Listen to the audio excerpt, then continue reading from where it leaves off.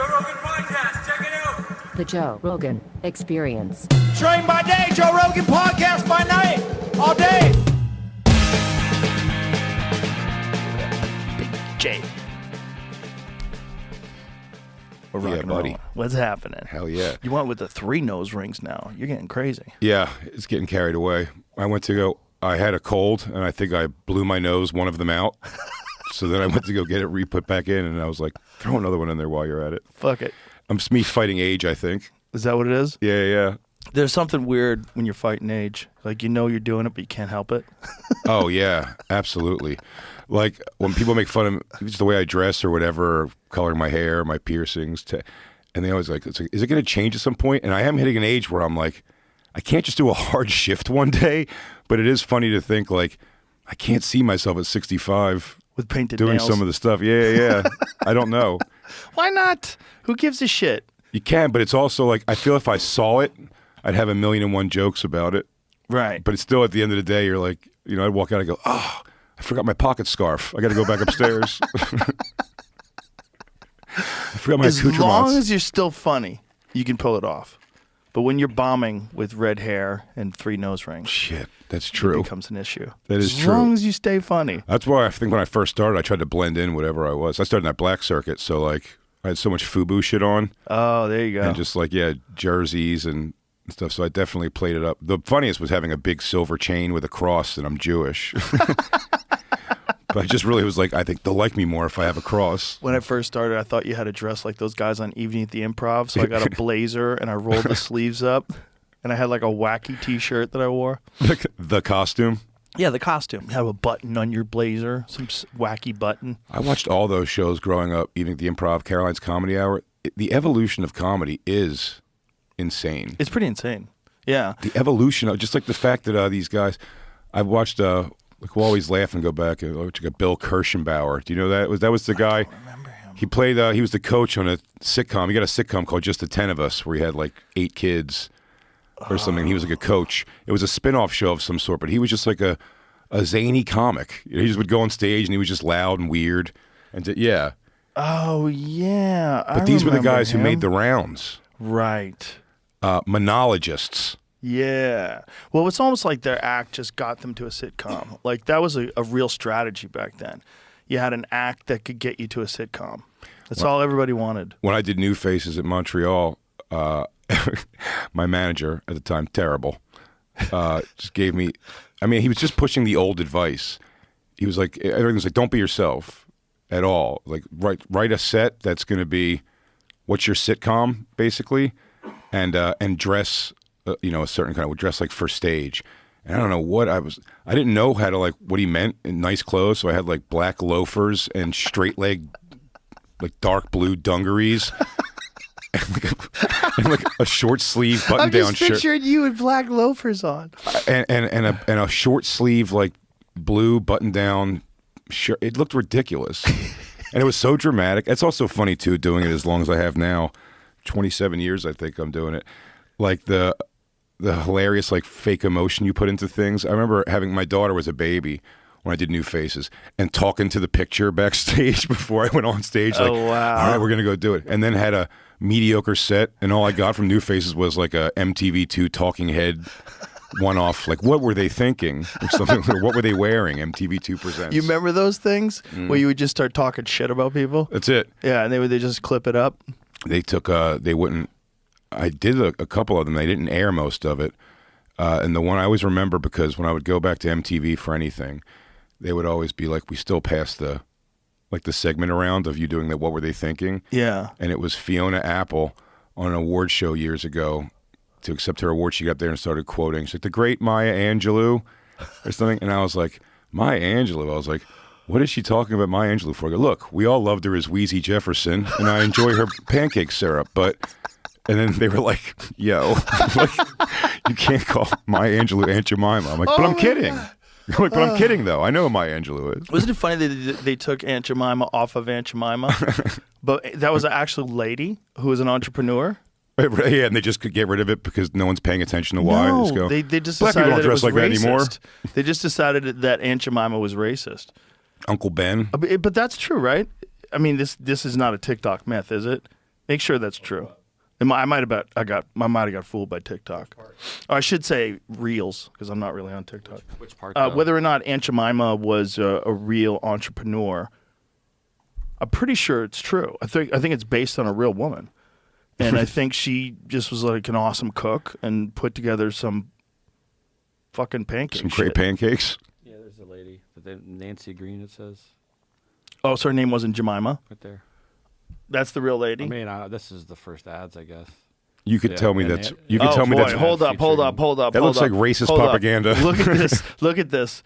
Eyes in town, honey. Okay. All arguments are out the window. Eyes in town, honey.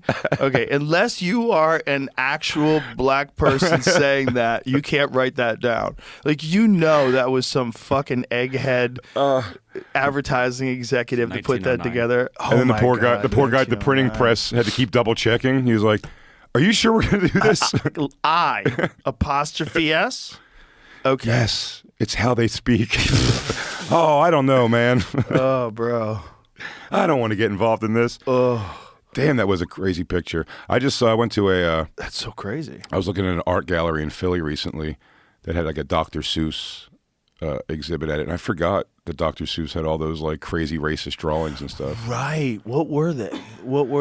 It was just like, a hunter, like with like a savage with like giant lips and stuff like that. That's right. You know what's like the most crazy racist shit that caught me off guard was R. Crumb. Yeah. You know R. Crumb? The like 70s sort of psychedelic comic book guy.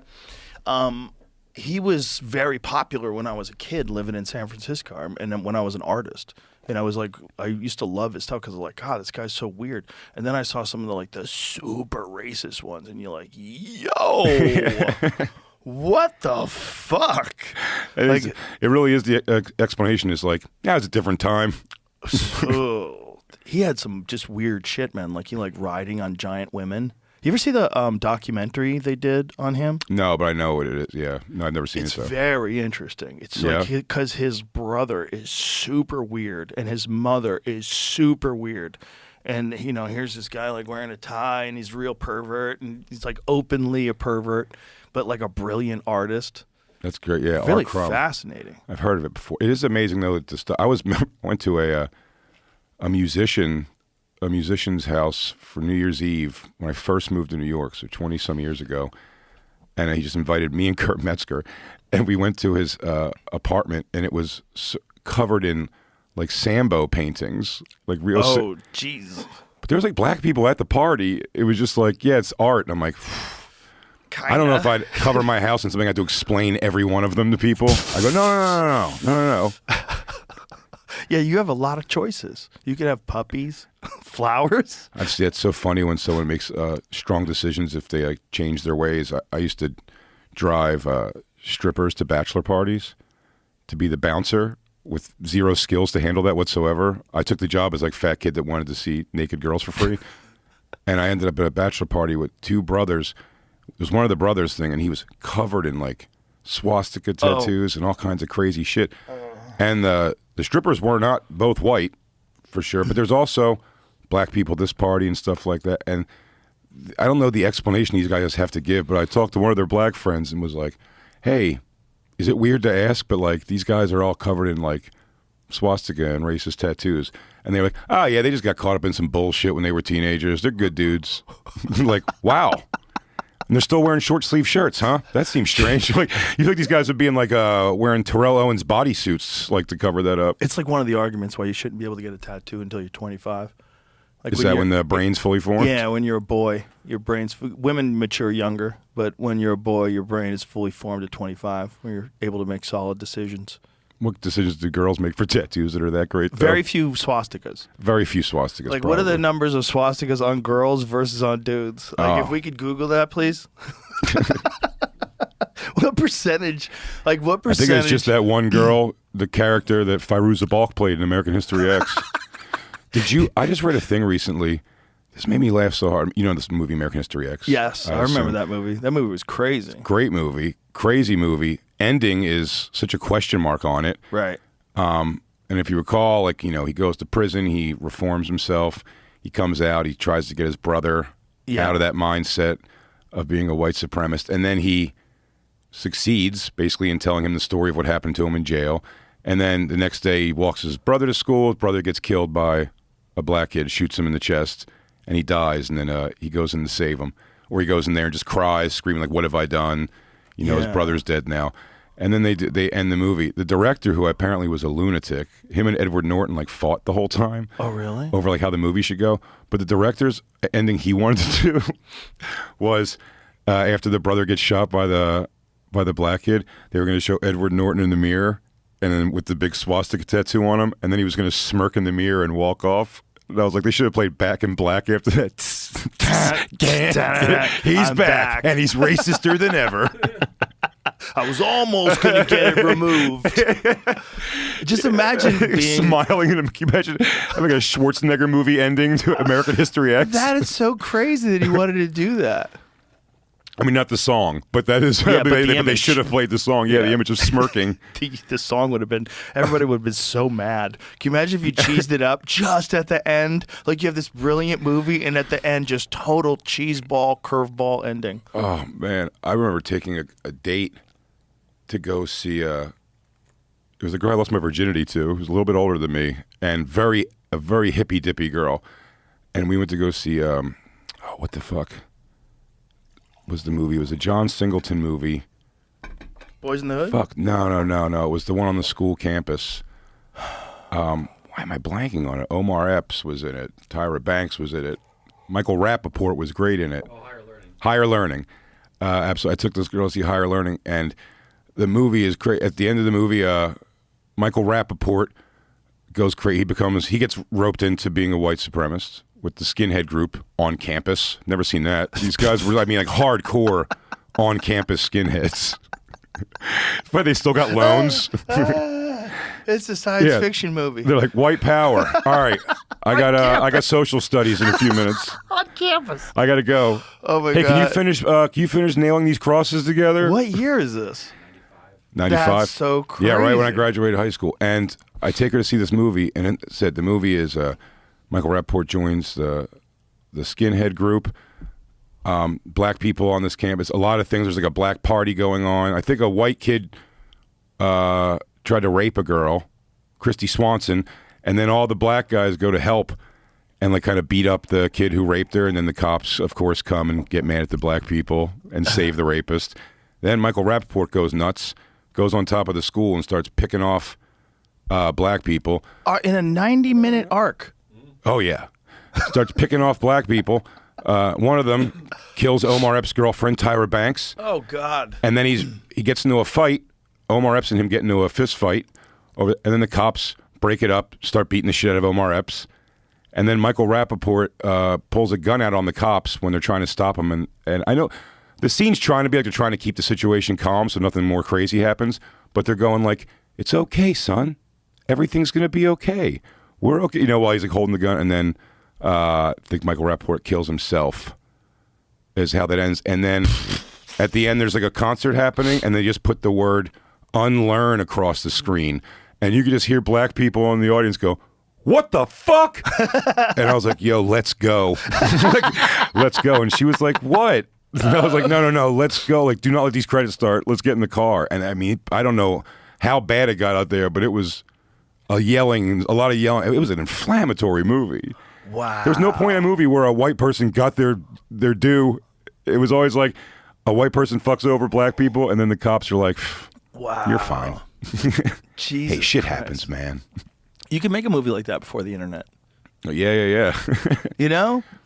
Yeah, because there wouldn't be a million signature proof that this shouldn't be a thing or whatever. Well, it's also preposterous, like patently preposterous. Just to argue it? Well, if you're pretending there's a white power group on a college campus, like, how about ever? Is ever? Like, this is crazy. Like, you found the one, that was used to study, the one college that has a white power group in it, and like openly. Openly. Like, what? Walking around, tattoos out. And all the cops are openly racist. Like, not just like there's a racist cop, just like there's a racist fucking postman. You know, this is racist everything. There's a racist dentist out there somewhere. Yeah, but no, they make it like that at the today's meetings, like, all right, let's round up some blacks, make sure these whites are okay. So crazy. So crazy. You could make a movie like that. I think you still be that kind of inflammatory. They go for it. I just watched that Adolescence thing, which I thought was Adolescence. It's this new. It's a 4-part like mini series on Netflix. It's British.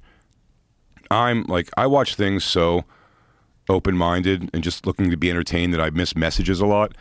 But by the 3rd episode, I realized it's about a little boy gets immediately accused of. That's how it starts, of killing a classmate, and he's getting arrested. Each episode is one shot. To me, it's like a play, and the acting is unbelievable. But what it whittles down to, it's apparently like from the videos I watched beyond, like this show explained, because I look at all those, and it was like an like toxic masculinity like message. And the idea was just like the kids watched porn, and his dad's a tough guy, so that's why he thought he can kill a woman, or why he can kill a girl. Wow. And they shout out, and again, I don't know a lot of this guy's stuff other than the basic idea, but they shout out Andrew Tate in it. When I heard that name, I was like, oh, that's what this is. But here's the thing. That could be a real guy. Like, that's less preposterous than the white power group on campus. Oh, yeah, like, yeah, there's no kids doubt. that get radicalized. They get an evil parent who But fucking... they didn't really make it that dad was evil. They were making it more like the porn and like the idea that like that too. Mom should be in line and cooking. There's guys who grow up without a mom. Those guys can if they have a shitty dad and no mom, those guys could definitely be. And if you have psycho in your DNA. I had too much mom. No, you didn't. No, you had the perfect amount to make you. This episode is brought to you by my friends at Black Rifle Coffee. That's all I drink, folks. If you see me drinking coffee in the studio, it's Black Rifle Coffee. It's because my friend Evan Hafer, who owns the company, I love him to death, and they make the best coffee in the world. They put together the best energy drink in America, made with 200 milligrams of naturally sourced caffeine, low calories, and absolutely zero sugar.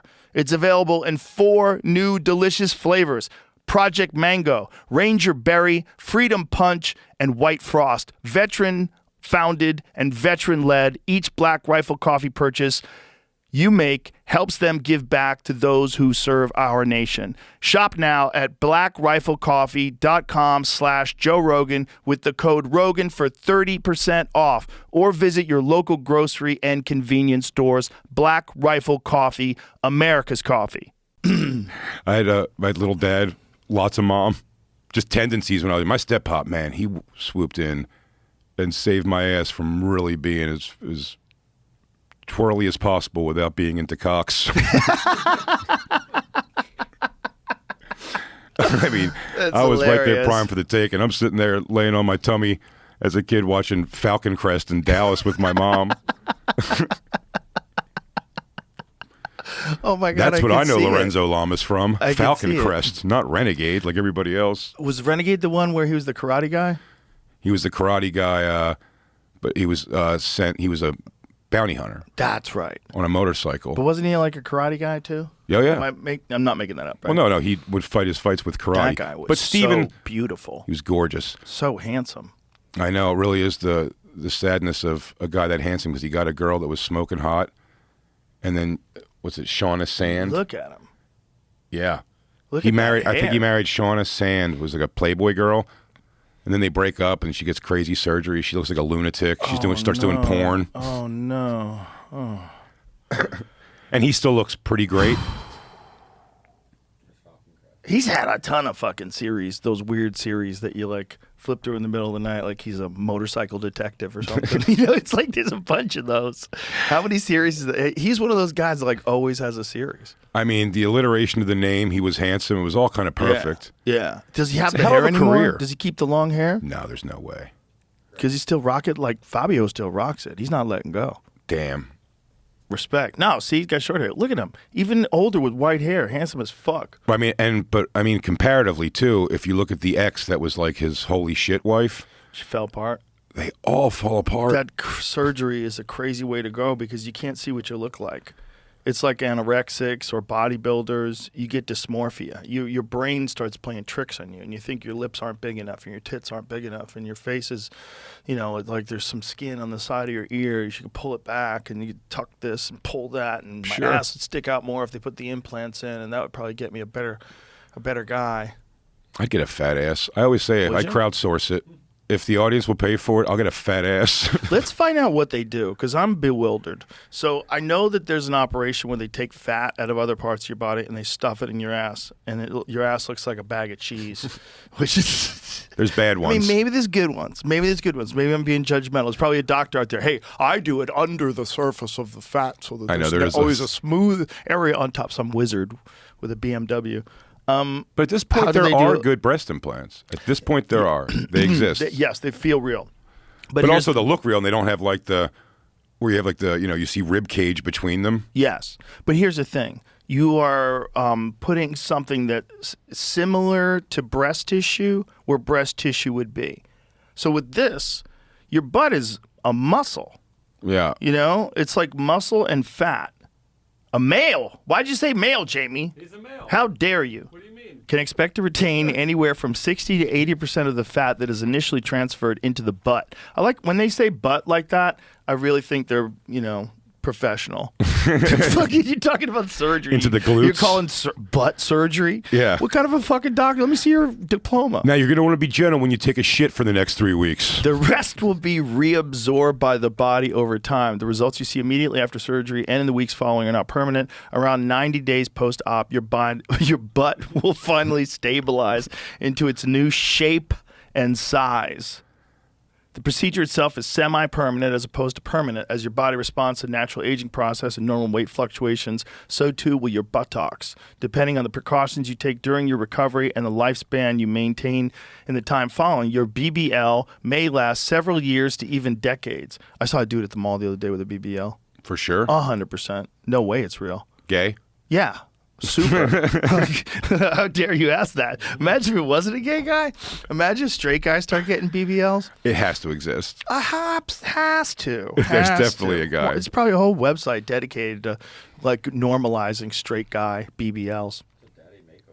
Daddy makeover. Just lift weights, you fucking pussy. Yeah, I mean... Just go to the gym and do the work. Yeah. Shut your mouth and stop it with your BBL. Unless, and I'll put it out there again, unless the crowd pays for it, I will get a fat ass. Here's the thing. I think there's other ways to do it, and this was my question, because I know there's an implant as well. Yeah. So there's butt implants, which is kind of even crazier, because then you're taking the risk of having a foreign object in your ass where everyone's scared to get cancer. Like if you're scared to get cancer, what's the place you're scared to get the cancer the most? Ass cancer. You don't have to shit in a bag, So Yeah. like you're thinking about these plastic things that you've inserted into the muscle tissue surrounding what kind of inflammation is going to be caused by that? What about the plastic leaching into your body as you're in the sauna? What the fuck are you doing? Yeah, it's a weird thing. I can't believe they still haven't perfected dick surgery, dick lengthening or thickening surgery. But what's crazy is there are procedures and people get them. Yeah. I couldn't imagine getting a procedure that's been done like under 30 1,000 times. Yeah. Well, here's the thing, man. You don't want to be the first. You didn't want to be the first tonsillectomy, and that's like routine. Isn't it kind of shocking that no one's figured out a way to make a bigger dick?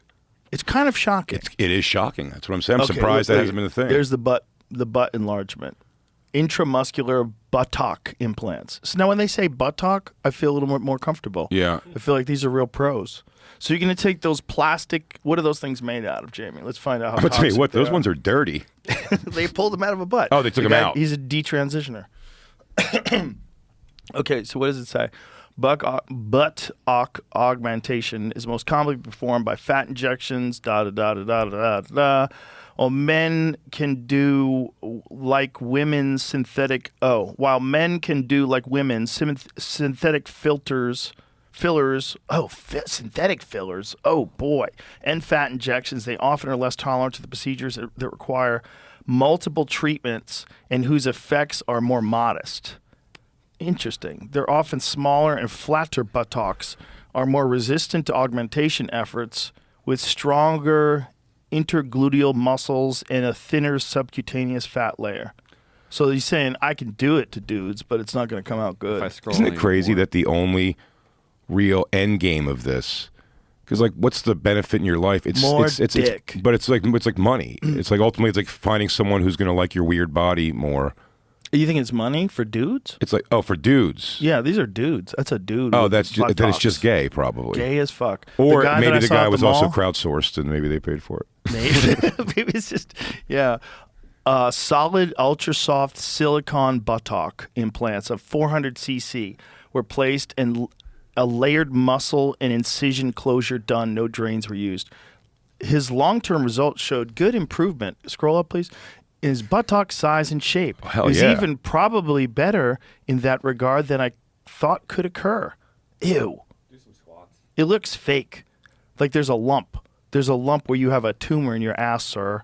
Like, look, there's like a little ridge where all of a sudden the implant is. That's so weird that I'm staring at this guy's butt so I just long. don't think it's the same guy. This is the same guy. I trust these people. Why would the internet lie? They're buttock people. Why would the internet lie? They wouldn't lie. But the penis surgeries are like nutty thing, from like cutting a tendon. Yeah, to make it just poke out a little more. And then there's other ones where they thicken it up. They get in there with a mesh and thicken it up. It's a nice sauce. When I was heavier, even I got a consultation, free consultation at a plastic surgeon. I was like, I bet if I'm fine with my hard dick, but I hate my soft hang sometimes. And I was like, I bet if I got my gunt sucked out, liposuctioned, it'll make it Your dick more impressive. it'll make it look bigger, soft, particularly. And I'm like, so I went to the consultation. It was a male doctor, so you're like, okay. And he gets you. I mean, I knew he was going to have to look ultimately at one point, but this guy takes me in a mirror. He goes, all right, drop your pants. I drop my pants, and I also have doctor dick. You know, like it's like I'm also a guy, so I'm like shit. And you can't like. I didn't want to try to like fluff it up. Yeah, fluff it before he walks Put in. a It's rubber band weird around too. your balls. So I he fucking comes in and he's like, drop your pants. And he goes, walk over to this mirror, which I was like, oh God, don't make me do this. And I stand in front of the mirror, and he goes on either side of my dick with his hands, and he goes, right now it looks like this, and I can make it look. And he just pushes my fat back and goes, like this. And I was like, his dick is just inches from your face. I was like, the whole time. uh-huh. And then I pulled my pants up like a victim and left the office and never even thought about it again. That was crazy. That's a weird look. Just, yeah, he was like, Just here, getting in there. and then here. I'm going to move my face 6 inches from your dick. But don't worry. Yeah, I went to school. a doctor looking up at you. I have Do you a like diploma. that? You see the framed diploma? This is fine. This is fine. This is a safe space. This is. What does your dick taste like? I wonder. Oh man, and there's no way he doesn't go out and talk to those hot ass nurses about my little wiener. Yeah, definitely. The littlest dick. Oh my God, it smelled like cheese. I don't know. At this point, they expose so many people. Do you believe anybody's genuine goodness anymore? It's hard to believe. You know, I went down a deep dive looking at doctors who use their own sperm in fertility clinics. Yeah. I was researching this one case. I just wanted to find out, like, God, how did they catch him? What happened? And then I found there's like hundreds of cases. Oh, it's got There's hundreds of cases. There's hundreds of cases of doctors doing this. There's doctors using their own sperm, and then people finding out on 23andMe because it's like fucking everybody in the neighborhood's related. It's Like, just their what? kink, just to like jerk off in the vials. It's just such a crazy thing. There's so many fucking psychos out there. What I a had weird this thing to guy on giggle at while yesterday. you're injecting a girl with your jizz. And you're like, I had this guy on yesterday that spent 25 years as an undercover FBI guy that infiltrated biker gangs and neo-Nazis and bro. Like, you talk to a guy like that and you start really wondering, like, where's the good in the world? Like, how many creeps are there? Like, how many really fucking psychotic people are out there organizing right now in the world? that's a wild thing to go with, like different groups undercover though too. Like, if they ever overlap someday, like, and you go, hey, you were a skinhead 2 months ago. When'd you become a biker? Yeah, exactly. And this guy is, look at him. Let me show you a picture of him. Just a big fucking giant dude. Yeah. With a goatee and pulled back hair and tattoos all over his arms. So he like blended right in with all these psychos. Thank God. I used to have when I was young, I had a joke about the concept of like with hookers, where you have to, they go, well, if you ask them if they're a cop, they'll tell you, they have to tell you, or it's entrapment. And I was like, then what the fuck is undercover work? You guys are doing like 5 years with the mob, and then one day they go, hey, I never even asked you. This is stupid, but are you a cop? It's like, shit, man, yeah. I think that was like you were at my kid's christening. I know, man. You never asked. I swore at this point I thought you were never going to ask. I think that was like a dumb thing they made up for TV shows, And then everybody thought it was real. It was like some dumb plot point. Are you a cop? No. Yeah, of course you could say no. Right, because the good guy who was the cop always had to be honest. Yeah. He would never lie. This guy, he was telling me about he had to do cocaine with these people. They had to beat people up. And he's like, if shit went down, man, I had to be a part of it. The prostitute stings they would do on cops were always, they'd get in the car and they'd be like, are you a cop? And you go, come on, do I look like a cop? Bro, this guy got busted wearing a wire and got away with it. Really? They didn't find the wire. No shit. They came that close. He said they were inches away. They were rubbing his clothes, like checking all his clothes. He said they were inches away, but he was like arguing with them. I can't fucking believe you guys, like that kind of shit. After I mysteriously showed up 3 weeks ago, and now I'm working my way through the ranks. Now you're gonna start patting me down. All right. And I'm helping you run guns and drugs to Mexico. Guys, I bought donuts yesterday morning. I'm that guy. I'm that guy. I am your brother. I'm the dude. And meanwhile, they all go to jail eventually. Do you have to, they were right.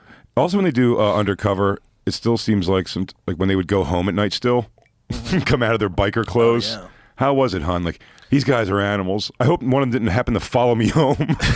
Well, he was not doing things that were anywhere near his home. That's the thing. He would go away for long stretches at a time and go back and forth, and he had all these reasons for doing so, different businesses that he did, that he was involved with. Did he ever find himself?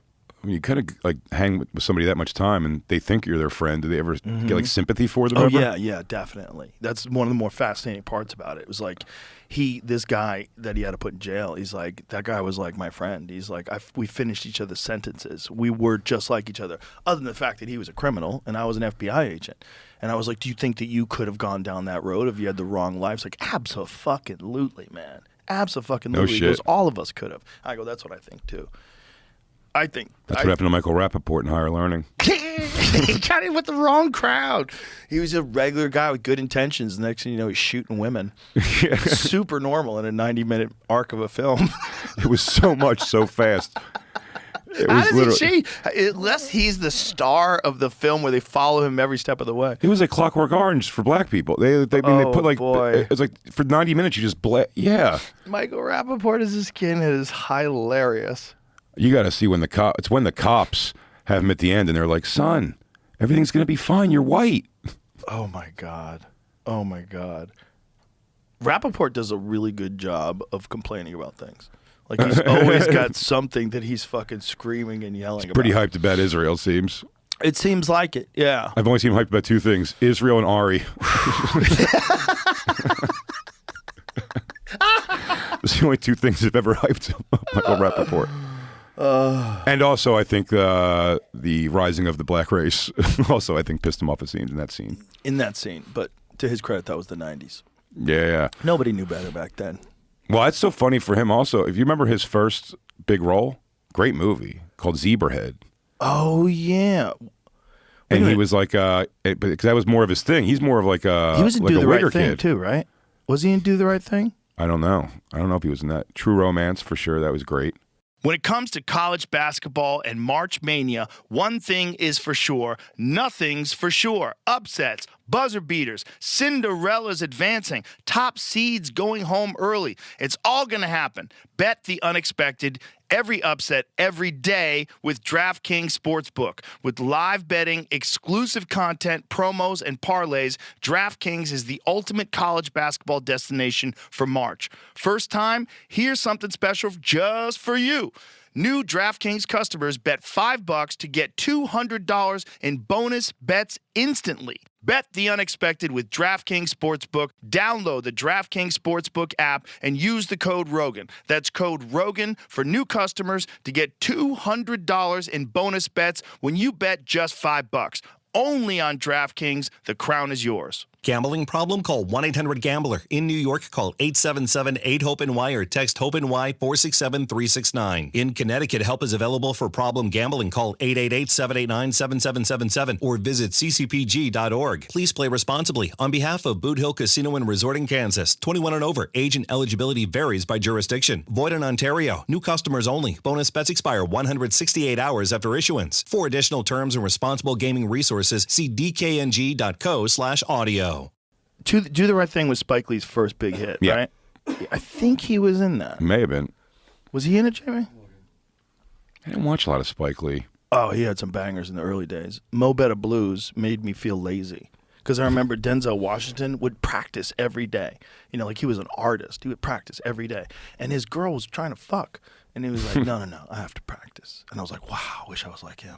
I wish I loved practice more than pussy. I would think about that like as a comic. Like even when I was a professional comic in the early days, I didn't spend my whole day writing. I was fucking off and playing pool and hanging out with my friends. You might be thinking of True Romance. He was in that. No, He wasn't in I thought it was Higher Learning, on Do the Right Thing. His first movie was in '92. Oh, really? Interesting. You're thinking of Danny Aiello. I don't know who I'm thinking of. Who am I thinking of? Go to Do the Right Thing cast. Turturro. Maybe I'm thinking of Turturro. That is probably who you're thinking of, actually. That is who I'm thinking of. It's hard to see in that picture, That's but when he was crazy because younger. he's younger. Michael's a lot younger. But Zebrahead, yeah, he was like his whole thing. He's like a hip hop guy. That's right. So it's so funny that he plays this like major role as like a white fucking white supremacist. You got to take what you can get. You know, it's acting, bro. It you is think Robert acting. De Niro really was a psycho in Taxi Driver? No. No. Maybe. Go watch that movie again. Woo. You know, it's funny. The building I lived in New York on 57th Street is the old taxi depot that they shot Taxi Driver in. Really? And they keep downstairs, like where the gym and stuff is, they have the sign still. They keep the original signs for the parking lot. That was a good movie. That was a fucking great movie. And if Robert De Niro just never gave a political speech, I would think about him that way. You can't make a movie like that with a budget anymore. Well, you can't make every a movie with balls. It has to be an indie flick. 100%. Yeah. Or you have to be some beyond reproach director that they just let do whatever they want, like a Tarantino. Like, there's no way Once Upon a Time in Hollywood went through some sort of an executive focus group. Yeah. There's no fucking way. He's killing women, smashing their head on a mantle. Spoiler alert.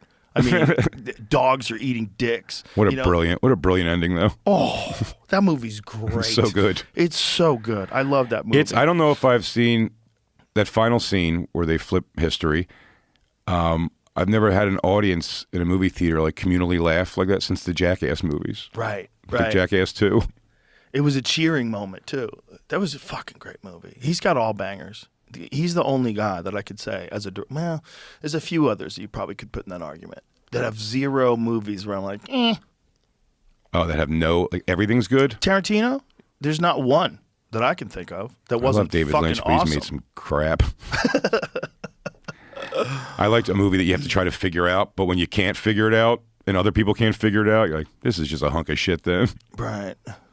You can't be so artistic that nothing makes sense. James Cameron's done some fucking bangers. Do you watch, I've gone through on the road and watched, the 25 most disturbing movies of all time? No, I don't like being disturbed that much. Do you? Yeah, I think so. I mean, I just kind of see how far people will go in a movie. There's some, Serbian film's the most notorious. Yeah, there's some fucking psycho movies. Like, who's that one, that evil clown that kills everybody and doesn't talk? The Terrifier? Oh, Terrifier, yeah. Bro, these movies are fucked up. Yeah, but they're campy on purpose. They're so over the top. There was a violence whole that it's silly. category of film. I was really into horror movies when I was young, and there was a whole category of films that were just gore films. It was they were called gore. It was like a gore. It was guys would chop women up with an axe and pull their guts out and rub them all over their face. Like, fuck. They also had movies. excessive nudity in them. Always. Those were the horror boxes at the video store that were bigger than everything else. Like those, I Spit on Your Grave, movies like that, where the box was way bigger, so you really had to walk up like a piece of shit. I'm going to watch this rape revenge movie with my other teenage friends, thank you. Nothing like a good slasher rape revenge movie. Yeah, there's Revenge so many. movies are the fucking best. Why is that? We're so dumb. We like to just sit there and watch this guy kick everybody's ass. Yeah, fuck him up. Like, Yeah, it's RoboCop. love it. It's the fantasy. Did you ever see Sisu? No. I think it's my favorite. It's next to John Wick. It's my favorite. It's probably right up there with John Wick as my favorite revenge movie of all time. It's about a guy, and the whole movie has no English in it. It's in World War II. Is it Finland? I think so. And this dude is a soldier who retired from the war and became a gold miner. And made a little score and was trying to get to the town with his score, and he runs into the Nazis.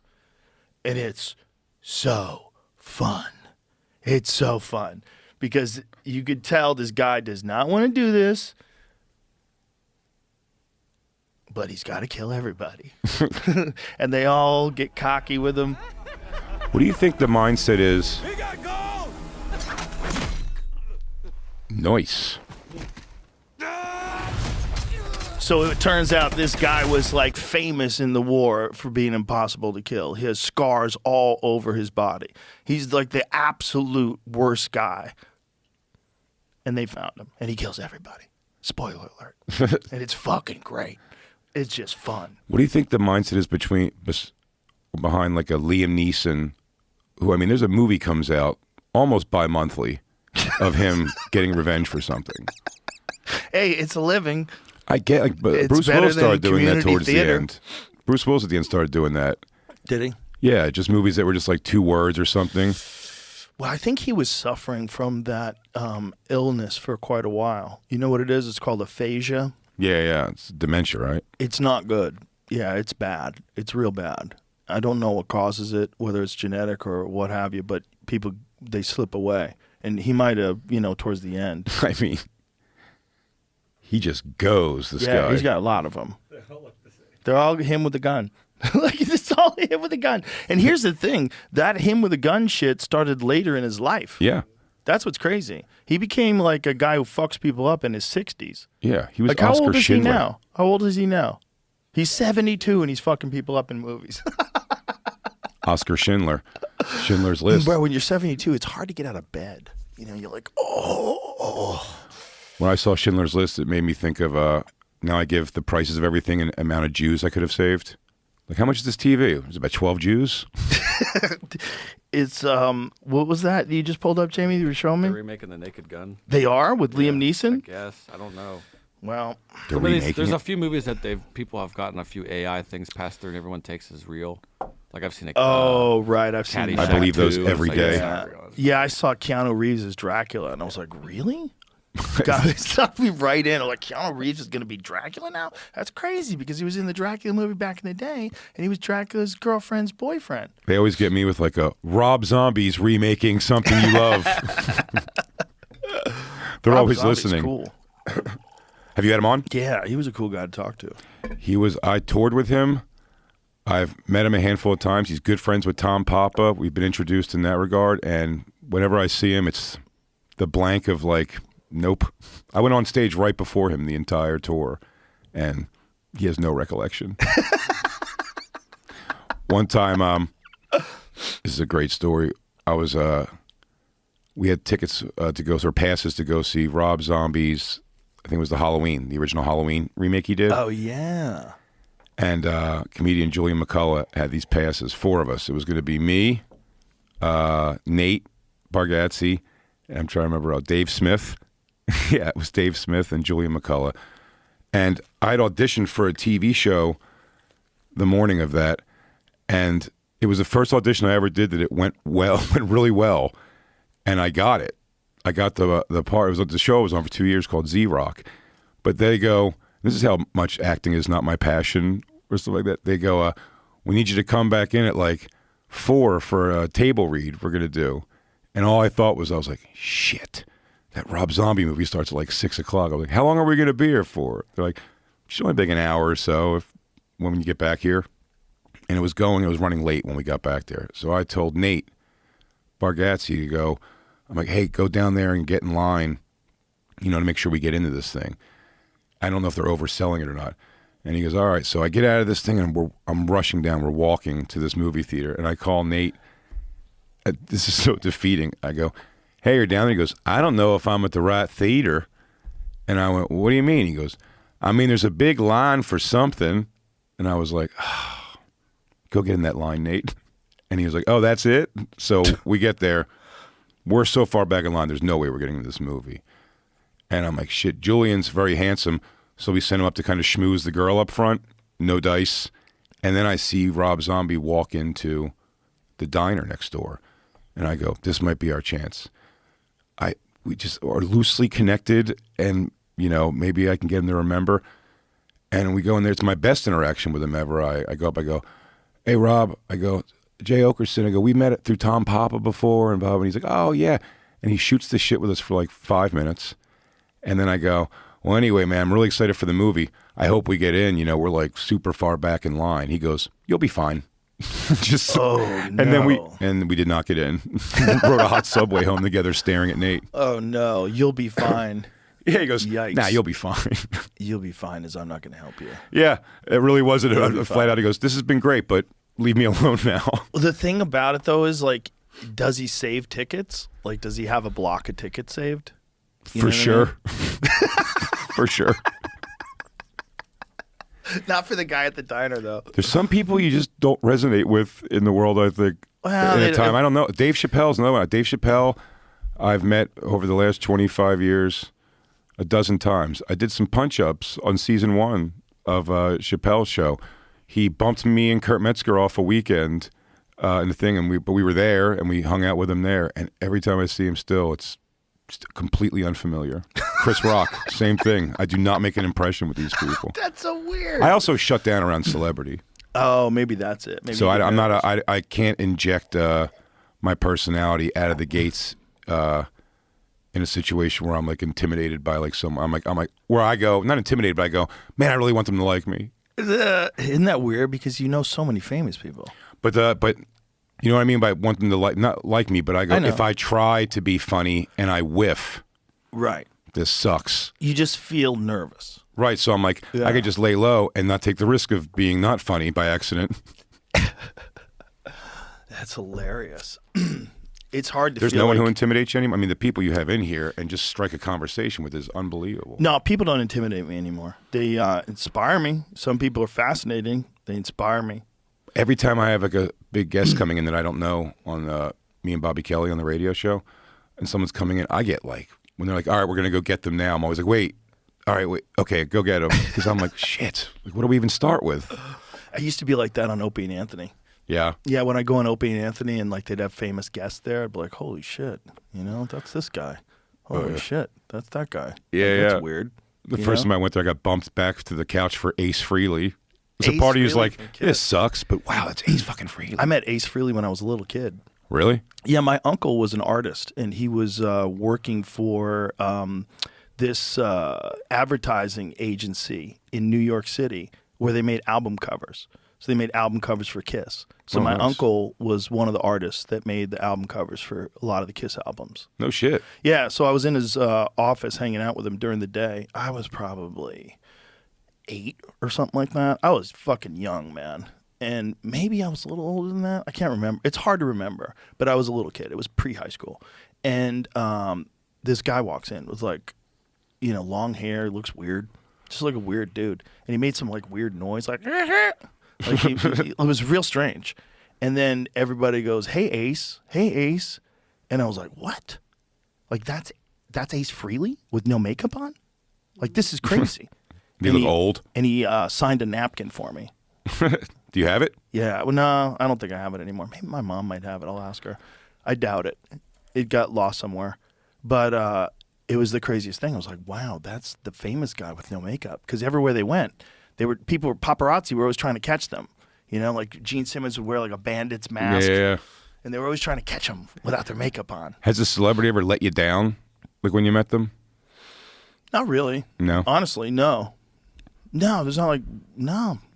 I've always worried about that. Like Marilyn Manson was always somebody I wanted to meet. And then when he went through all his shit, did not want to meet. So I was like, stay away. But then I want to I very much would like to meet. I think he's such an interesting character. But I'm like, I'm such a fan since I was a kid that I'm like, this could only let me down somehow. I met him. He's very interesting. He's an artist. Yeah. Yeah, he's if you think of some of the songs he's made, like Beautiful People, you don't make that unless you're out of your fucking mind. Like that's part of the that's part of the package. Oh, you yeah. want brilliant, fucking wild music, you got to get a dude who's out of his fucking mind. Do you have any theories on why people can't, like classic, amazing bands can't make a classic again? Comedians can still write their best joke, right? And it will be accepted. Mm-hmm. Everyone's looking for that. What's the new thing? But like, if Guns N' Roses got everybody back together again and sat in a room for 3 months, they can't make Welcome to the Jungle again. They're not the same guys. You know, that's part of the problem. And then also part of the problem is I went to see Guns N' Roses in Athens. I saw them in Greece. It was just a total coincidence. I was there with my family, and I ran into Axl Rose at a restaurant. This is more recent? Real recent. Oh, okay. Like last summer. Like last summer, the summer before last? Summer before last, I guess. And, it's one of those weird moments. I'm like, God, I hope he knows who I am. You know what I mean? Like, I'm going to go say hi. I'm going to be a dick. And this is after my friend tried to say hi to him, and he got shooed away.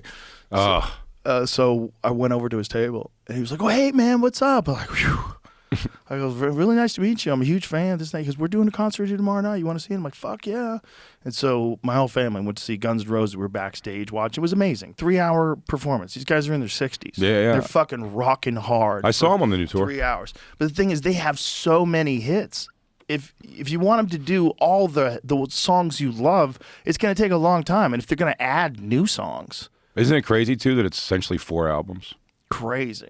All of that from 4 albums. Bangers. Yeah. You know? They did great. I was pretty impressed with, again, the age. Dude, Welcome to the Jungle, to this day, I'll hear that song and go, God damn, that was a fucking good song. I took my parents to see it in Madison Square Garden, and it was such a weird, I got so strange. The things I get emotional about are ridiculous. I got like teary-eyed emotional when it starts Welcome to the Jungle. You know, they start playing the riff. And I got immediately teary-eyed because I was like, it just took me back immediately to a time. It was like a time travel. And I was like, holy shit, I'm like 11, 12 years old and got this album. And my mom was like, what is that shit, you know? And now my mom's like here with me watching them as a classic rock band. What year did Welcome to the Jungle come out? 87, I want to say. 86. I remember being right out of high school at the gym lifting weights. The first time I heard it, they were, at the gym, everybody would just play what's on the radio, WCOZ. And we were listening to the, I think it was WBCN, the Rock of Boston. Appetite for Destruction, 87. Yep. Yeah. So that was 2 years out of high school. And I was like, wow, listen to this. Do you know the first time I heard it and like kind of backwards tracked it from there? I think that came out, pretty sure it came out first. Was the movie Deadpool. Oh, yeah. The Deadpool, Clint Eastwood. Yeah. And the scene was pre-famous Jim Carrey plays a rock star junkie, and they're shooting his music video, and the song they're using is Welcome to the Jungle. Really? Yeah. You can see it's a pretty popular scene. It's, if you look that up, Deadpool, the Deadpool. Deadpool Jim Carrey. When did Motley Crue come out with Kickstart My Heart? That's probably 86. That was my favorite workout song of all time. Look at that. Jim Carrey. That's Jim Carrey. Isn't it funny? Even though he's not being funny at all, it's like his movements are so Jim Carrey. Like again, right. But like again, you don't get to be Jim Carrey unless you're out of your fucking mind. No, he's showing that now too. You don't get to be that guy. You don't get to be Fire Marshal Bill unless you're out of your fucking mind. I'll make a lot of concession for someone's process, but when I watched that documentary about him doing the Andy Kaufman movie and him coming into the makeup thing every day and really like screaming and bothering the shit out of everybody, you see Judd Hirsch's face in the documentary like, that's plenty. We're good. Yeah. I get it. You have to get into your mode or whatever, but like, come on. Apparently he would go nutty if he fucked a scene up and like smash things. Yeah, exactly. Yeah. And it's like, that was not his personality when he was talking out of his ass cheeks. You know what I mean? Or when he was doing Vanilla Ice in Living Color. You know what I mean? Like what's that personality shift where you become a guy who's kind of like rude to interviewers and stuff like that? Like it's strange. Well, I think when you're trying to get into a character, there's like a thing that some of these guys do where they are just that guy the whole time. Like when who was it that played Lincoln? Daniel Day-Lewis. Daniel Day-Lewis, right? Yeah. So when Daniel Day-Lewis was playing Lincoln, he was apparently Lincoln. Yeah, Like, they said all day. all day long, all the time. Yeah. So if you're playing Andy you shouldn't let him eat. Kaufman- You shouldn't let him eat modern foods. Then that's catering. Right. Here's your mutton, Mr. Lincoln. Right, you got to go full old school. Shit in a hole in the ground, sir. We're having Chilean sea bass. You, a bowl of gruel. Some deer jerky. Yeah, like, and no toothbrushes. Yeah. We haven't figured out toothbrushes yet. When do they figure out toothbrushes? That's a good question. Like, when do people start brushing their nasty fucking teeth? Can you imagine that's what something- breath smelled like in like the 1500s? My producer brings it up all the time because he watches a lot of like period piece shows like that, and even like the Like Peaky Blinders. What are like those their old assholes shows. They smell always like? they always have like attractive people in these like the Deadwood times, Right. like Deadwood, and then the girl, you know, she'll like lift her skirt up, and you're like, God, I bet it smells like a fucking murky dungeon down there. And then when she bathes, and then there's no shower, so they have to just bathe in it and just hope that whatever's in there washes to the surface. What did people smell like back then? That's what I mean. It's like prostitutes stuff. You go, it's like, what's the best they could do? And by the way, they probably smelled better than the people living in the cities. Mm-hmm. The people living in the cities were all just using public outhouses. The cities were filled with shit from horses. It's like, oh, Coming home and kissing your wife at the end of the day is just yeah, you're tracking shit everywhere, and so is your dog, and so are your cats. Everyone's tracking shit all over your house, all over your tables. There's shit everywhere. yeah, just wooden floors with dirt all over them. Shit, and just little scabs of shit everywhere. There's just shit everywhere you go, and everyone has smallpox. That's why, no one can. And if your husband died, you have to marry his brother. That's why anybody talking about the good old days, shut your stupid mouth. This is the good old days. With basic hygiene. Yeah, books and medicine and shit. What the fuck are you talking about? Oh, I wish I lived back in the 1600s when I died if I broke my ankle. No, but if I could have picked, again,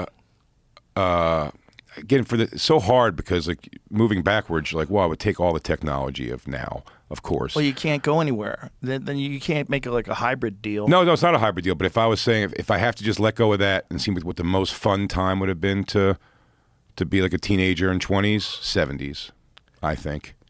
Well, Just listen to Ambrosia. Fucking, you could wear a silk shirt unironically. we were all real confused. If you were chubby, nobody even cared. Chubby guys got pussy in the 70s if you had a beard. Did they? As long as you had a beard and some long And hair. you knew how to get cocaine. Yeah, and if you knew how to get cocaine. I grow a long pinky nail so people wouldn't know my house was the party spot. Yeah, that used to be a thing. You see a guy with a long pinky. That long pinky nail was like, oh, that guy parties. That was like when there was a bad guy in the movie, he had a long A pinky. long pinky nail, Yeah. which is so gross. That's so disgusting. When you think what that's how bad people want cocaine. They'll snort it off some dude's stinky fucking fingernail. Oh yeah, I did a gig opening for Bobby Slayton years ago at the West Palm Improv, the old West Palm Improv, and That was a great room. the guy, the wide, shallow that was one, a great room. and I forget the name. It was Joey something was the guy who hosted, but he was like local legend. This guy, and he brought us back to his. He took us to the strip club, and it was like everyone knew him kind of thing. Yeah. And then brought girls back to his house, and I am always impressed with the level of like a person who carries their morbid obesity with like a not give a shit, and also have no care that the girls are gonna suck his dick or fuck him because he's got coke. Do you know what I mean? Like, I'm bad at the like fuck me for something thing, and like, but this guy, we went back to his house. I mean, his underwear and like a robe open. Do you know what I mean? With all these girls around, just giving him coke and shit. It was wild. But he had a cabana in the back of his house. But the most interesting thing about him that I found out was the next day he wanted to take me somewhere to eat. So he picked me up, and he was a narcoleptic. And every time there was a red light, he'd fall asleep and snore. Not just fall asleep, snore. And he's driving? Yeah, and you have to acknowledge it. You got to go like, hey, man. God. Oh, my God. Hey, you okay? And you just never acknowledge it. You go, yeah, I'm good. And you just go. And as soon as he hit a red light, like loud, aggressive snoring. Now, is The he an second he fell actual asleep. narcoleptic, or does he have severe sleep apnea? Because if he's a big fat guy, he's probably never rested. Eyes closed, head goes from the Out shoulder. cold instantly. Instantly. What is narcolepsy from?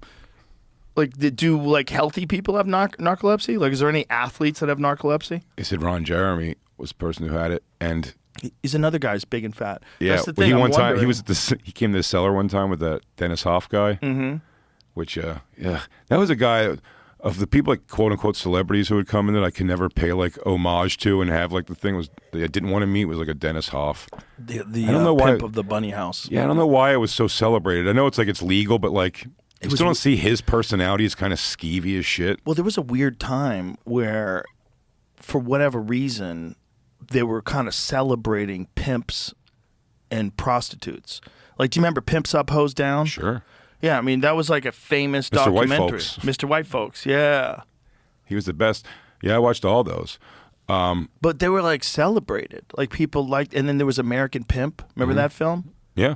Yeah. No, It's weird. It was well. That was like the small window of like pro sexuality and go be whores, girls, and then it immediately became Me Too. But it was that weird. happened It was immediately. weird though because it was the exploiters of those women. It wasn't like it's okay to be a prostitute. It's cool to be the man who exploits all these women and gets them to go be prostitutes for him.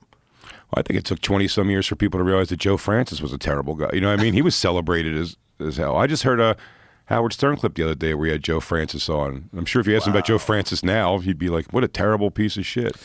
No, But when Girls Gone Wild was a thing, everyone was just like, who cares how it gets done? Yeah, that's crazy, right? Like Girls Gone Wild. That's how when the internet wasn't around, you could buy tapes of drunk girls at the bar flashing their boobs. And Yeah. you'd pay for it. Yep. You'd pay for it. Yeah. And it had like a production value. Oh, not only would you'd pay for it, and then you were part of a subscription service that. Is that what it was? Yeah, and then every month it would be like Girls Gone Wild, Girls on Campus 2, and Girls Covered in Bubbles. Was it one of those things where they trick you into subscribing? Yeah. It's Columbia House. Like Columbia move. House for titties. Yeah. Crazy. Oh, I've ruined Columbia House and me have ruined the credit of all my pets in my life. Did they get in your credit? Columbia House got in your credit? No. I'm saying you send the penny and you put your cat's name down, and then they just send you 10 CDs. But it doesn't ever really. What was the affect your checks and credit, right? balances on None. that? I always thought that was a fluff up scheme for the record business, where they could say they sold more records than they did. That's possible. That's actually not a bad move. Kind of a good move if you want to get a gold record or a platinum record. Sell as many as you can. Give you 10 CDs. When it went up to $1, send $1 is where it stopped. I think Enough, it's where it maxed guys. out. But $1. I'm willing to give you a penny. Yeah, to me, $1 really was like, no, I just usually tape a penny to a postcard.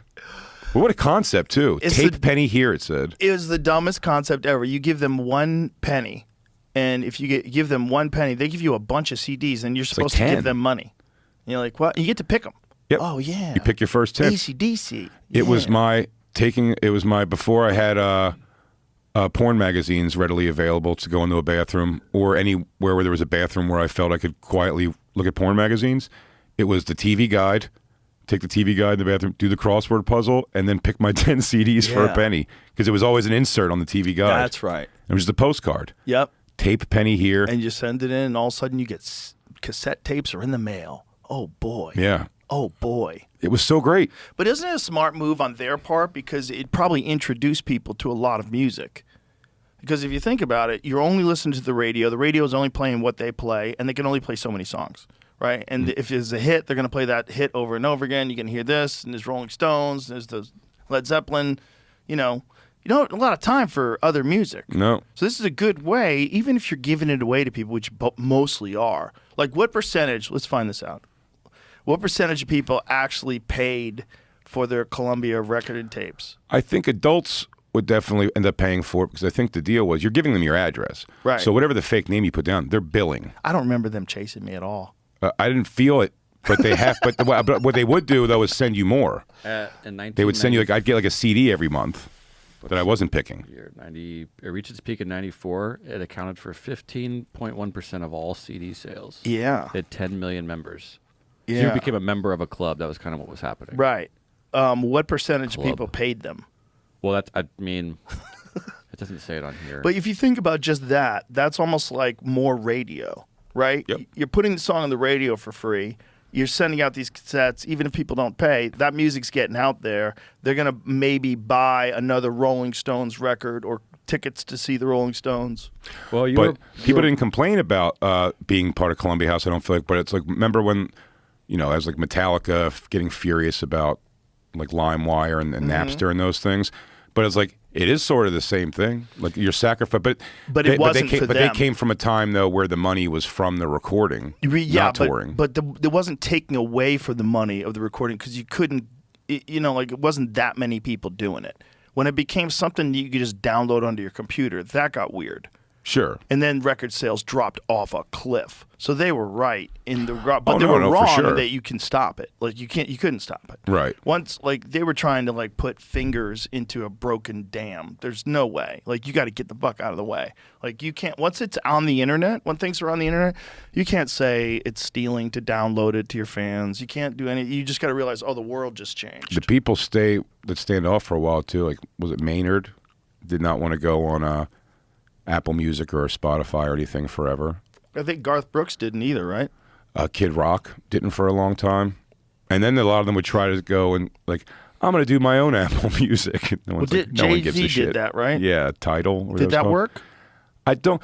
It's interesting. When I talked to Kevin Hart in Montreal some years back, and he was buying up things for the LOL network that he was starting, which was like I guess an internet network, and they made all this news because when he did the pitch show where they were pitching ideas for his network, he apparently in the room bought like 4 or 5 of them. And when I saw him that night, I was like, "Were these 5 shows you saw today? They're like definite shows?" And he was like, "No, but it gets you press." You know what I mean? And he was telling me kind of like the whole thing of it. He goes, "But the idea of he was saying he was doing with that," I'm like, "Are you going to run a network now?" And he was like, "No, you want to build it until it becomes competitive, and then another company comes along and goes, can we give you money just to go away?" Is the idea, So it's like the idea is like he wants like Netflix to buy how weird. LOL or something like that. So it's just probably building a good business move, but I don't. Do you? No, think like absolutely. That? But I think. Do you think like that? No, I have no business acumen whatsoever. Yeah, that's a weird business acumen to have. But I'm also, but probably effective. I'm, blown away by. I watch you when you talk to Bert sometimes about that, about his like employment of so many people. Yeah. And everything, like, which is great. He's got a great thing over there, but like production company, I feel like when you get a lot of money sometimes, which is impressive that you haven't done this, it's like you want to do almost like too much, like, well, now I'm a producer of things. Mm-hmm. And now it's like this, or other businesses that you want to like start that are like outside of comedy. Like, is that what your thing was always? Like, it was never mine, like to be like a business owner or anything, or some kind of like where I was have products or something. I think what happens is once guys realize the amount of money that they can make, they want to just make more. Sure. And it just becomes a numbers thing. You see it and you're like, oh my God, I can't believe I'm making this much money, but if I did this, then I make even more. But I'd rather give a friend like some capital to like do their special than unless I was taking a job in it, like, oh, I'm going to direct this and see if I can do that. Mm-hmm. But just like the idea of like I'm taking in like I have to take a meeting for a sketch show that wants to be on my network today. I'm like, I don't know. You only have so much bandwidth. Sure. And this is what I think people fail to think about. Like you require time to do everything. Your time is limited. Like you really have to think I could fit it in. Oh, I could do this. Oh, I could do that. Sure you can. But then there's no you time at all, and then you're running on fumes. And when there's no you time and you're running on fumes, you're not the best version of yourself. No. So you got to know like where you're at. You got to know where you're at, like in terms of like your sanity. Like if you're working all the time, 5 different jobs constantly, and you're never home, you sleep till fucking 7 in the morning, and then you're up gone all day and fucking going. You don't have alone time. If you don't have alone time, you don't even know how you feel about things. But you also get used to odd things. Like my alone time I look at as like the hotel, like the hotel room, just watching the bullshit that I want to watch on YouTube and doing it like that. It is strange when I think I want to be like off and like stationary for a while. Like I feel like the day, if there's like a day here and there where it's like morning till night, I just have nothing I have to do. It's rare, but when it happens that day, I tend to not be in a great mood. I don't know why. Well, it's because what you do you love, and it's fun.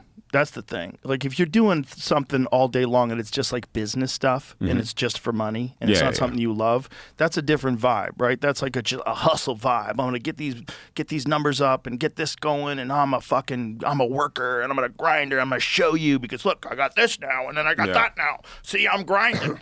But as if it's a virtue. I always try to say this is a very important thing that people need to hear. Just because it's hard to do doesn't mean it's good to do. There's a lot of things that are hard to do that you don't necessarily want to do. I don't want to climb Mount Everest. It's hard to do. But doesn't mean it's good to do. It might be good to do for you because you need to prove to yourself that you can do this extremely difficult thing. But people are dead. There's a bunch of dead bodies up there. That's not a good thing to do. Yeah. To me, in my opinion. There's a lot of stuff like that in life. And just because you can do things, I'll show everybody that I work harder than everybody else. Like, maybe you shouldn't. Sure. Like, you need balance. You need balance in this life. And that's hard to get when you start making money. The big fear is, what if it all goes away? 100%. And you start clutching. You start having famine instincts. You're like, oh my God, what if it all goes away? And so then you start doing things that you think will ensure that it doesn't go away. Well, it's that feeling you feel like you're running a scam. Yes. Because also it's something, especially with stand-up, putting a price on things is so strange when you're like, well, I've done it for more than anything. I've done it for free. Yeah. Then second most, I've done it for pennies.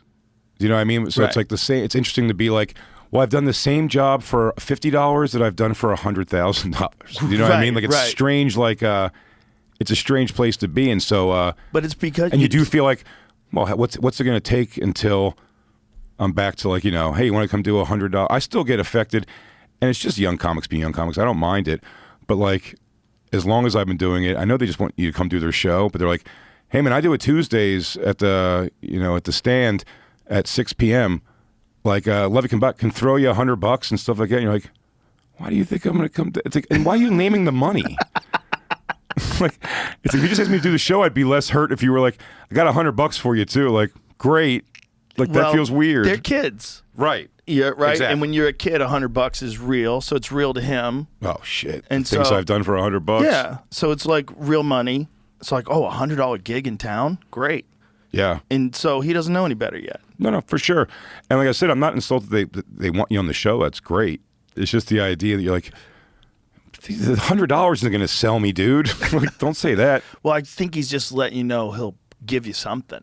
And sure. So like, oh, great. I'll go down there. I never write back. Like, I mean, that would be, I'm not like that with young comics though at all. I'm so bad at like, it's the tough time I have with Kill Tony. I love doing it and I always have a great time, but like the initial, like just going at somebody, like I feel like I want to, especially if I want to come out of the gates and make fun of them, I almost have to have the look over of like, I'm just fucking around. Dude. Yeah. It's like, I know it's so difficult what you're doing right now. A minute of comedy under the stress of how big that show is now. And for some of them, it's the first time they've ever gone on stage. So there were some guys, the first time they ever went on stage, they went on stage in Madison Square Garden.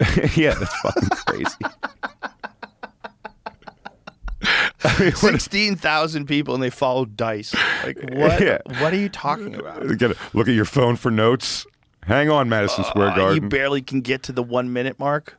What you practice in the mirror is just everything's falling apart.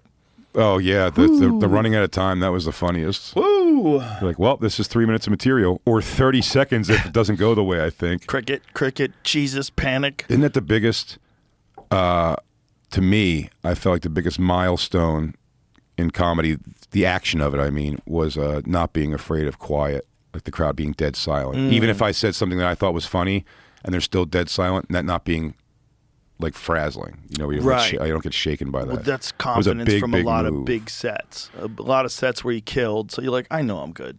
That's what it is. It has to believe the thing. It's like, I haven't, it's also like, I haven't conveyed it right then. Yeah. Like it's me probably, but like, they're not just getting what I'm thinking. If they just saw my thoughts right now, they'd get how funny this is. Well, here's the thing too.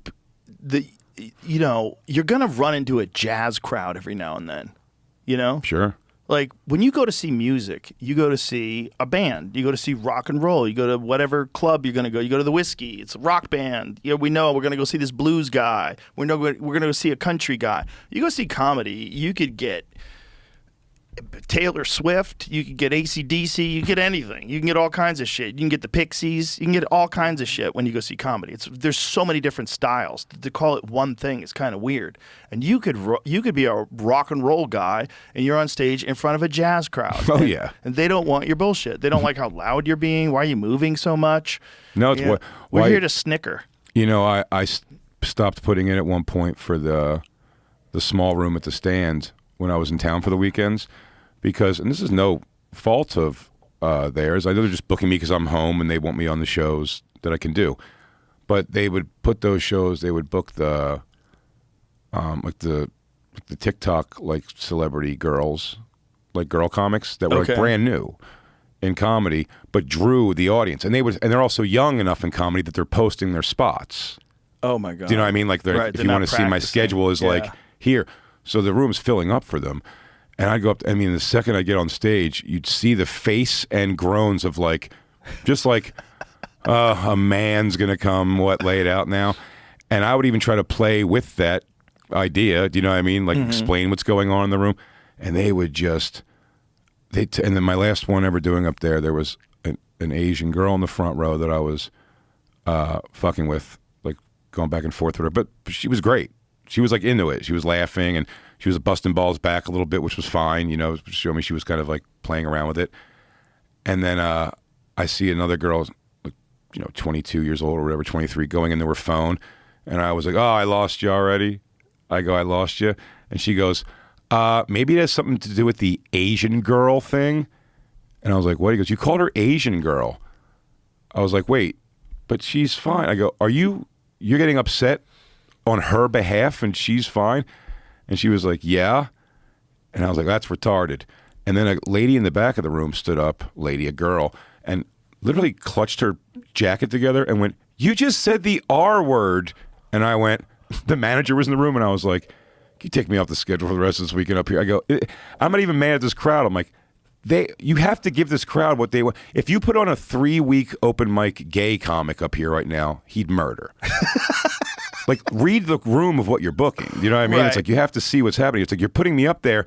This isn't fun for me, and it's not fair to them. Like, they've been sold a show that's not what I do. Right. So I don't have any kind of like gripe on them. I'm just like, don't put me on those shows. Yeah, you shouldn't be on that show. Let those people enjoy. You're fucking up your audience is actually going to like the club less because they think I'm the piece of shit that's always here. But then there's another argument where you got to kind of do all kinds of crowds. Of course. Because if you only do your own crowd, like one of the things that happens to guys is they start doing theaters and they do real well, and then they bring a lame opening act, and then they're only playing to their crowd. Oh, yeah. And you see the drop-off. You see this, like, weird creativity drop-off. You see the weird impact. They're not killing as hard. Everything's a little fake and forced, and it's pretty noticeable and normal. It's, like, normal. It happens a lot.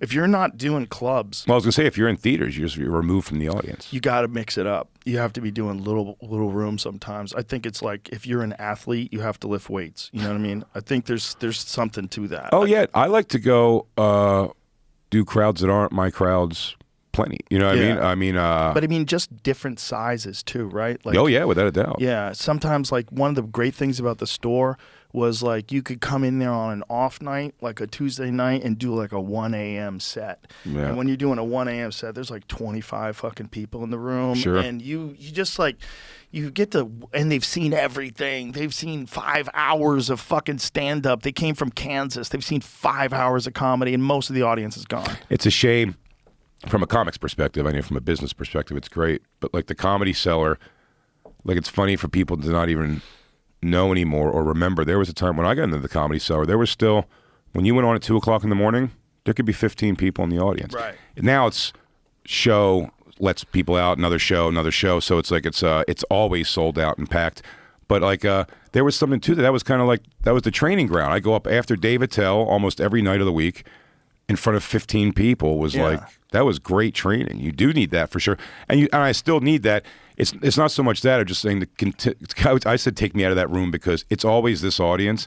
And it's just like, you're putting them through a thing they don't need to be put through. Right, you know what I mean? that's I'll go different. downstairs. But downstairs isn't my audience either. I'm just like, just put me in the room where it's not been sold as this one thing. Right. Well, that's the problem with like some clubs that have restrictions on what you could say on the stage. Like, why? No. You just can't book this guy. Right. Like, there's a club. Where is it? Is it in Portland or Seattle? There's some club that these guys got to, Duncan got to, and he sent me a photo of a list of all the things that you can't talk about. At this club, we don't tolerate racism, sexism, transphobia. Like, okay. I wonder if it's the one that, I don't know what it is. We probably don't even need to say the name. Oh, I don't know the name of the people in trouble. I don't know the name of the place, but there was But just don't book people. You know what the fuck they do, and don't book anybody that's not you. If you have a specific crowd you're trying to cater to, that's your prerogative. No problem with that. Sure. Just book the comedians that fit. Don't like have a list of shit someone can't say once they get there. Like, that's also crazy. Assume that if you're booking somebody though, that you'd have to put those rules for. It's like you have to like.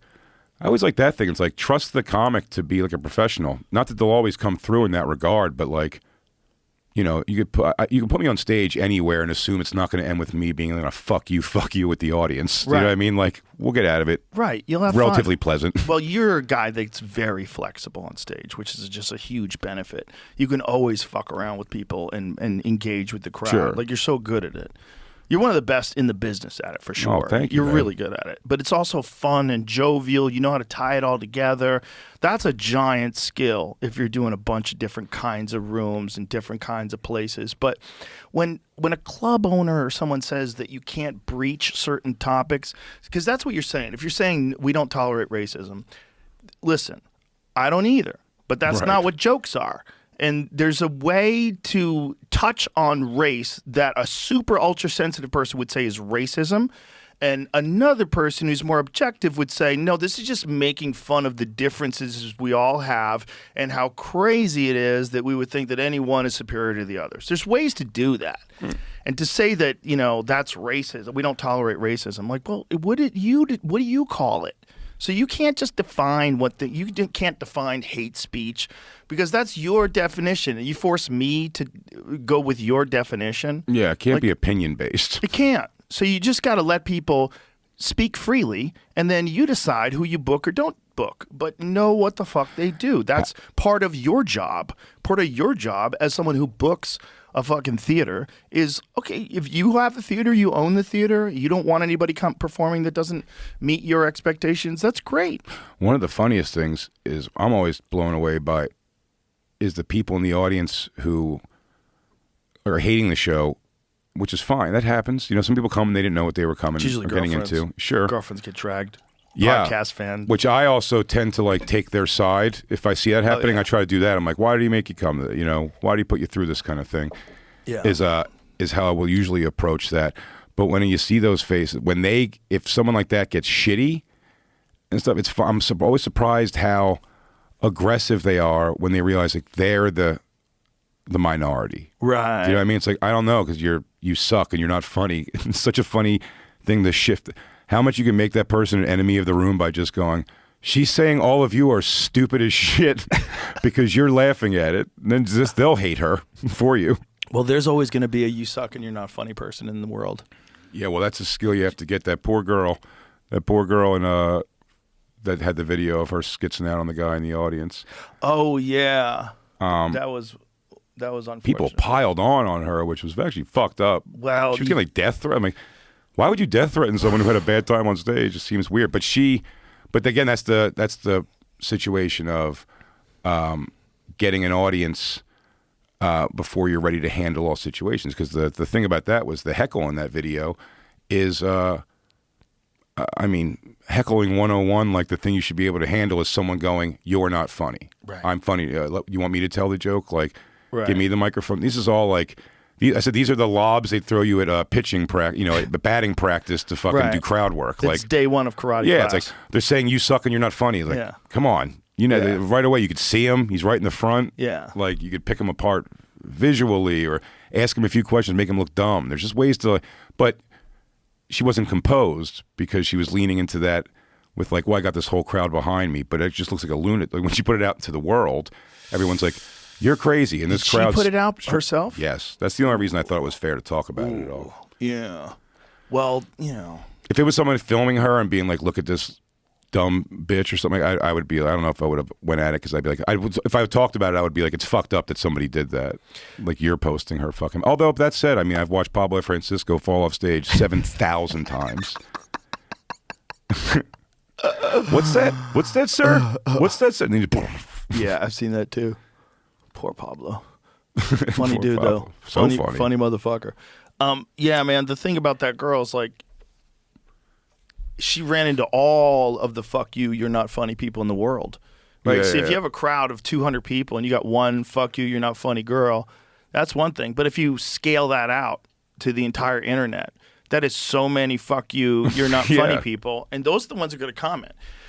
You know, there's plenty of people that saw that video, like you and me, who were like, "Oh God," but you didn't comment. No. So who's commenting? The "fuck you, you're not funny" people. Yeah. So when there's 30 million people seeing a video, you're going to get 13,000 plus "fuck you, you're not funny" people who post constantly. Oh, yeah. So they're each going to post 10, 15 times. They're going to be arguing with people in the comments, telling you how you should kill yourself.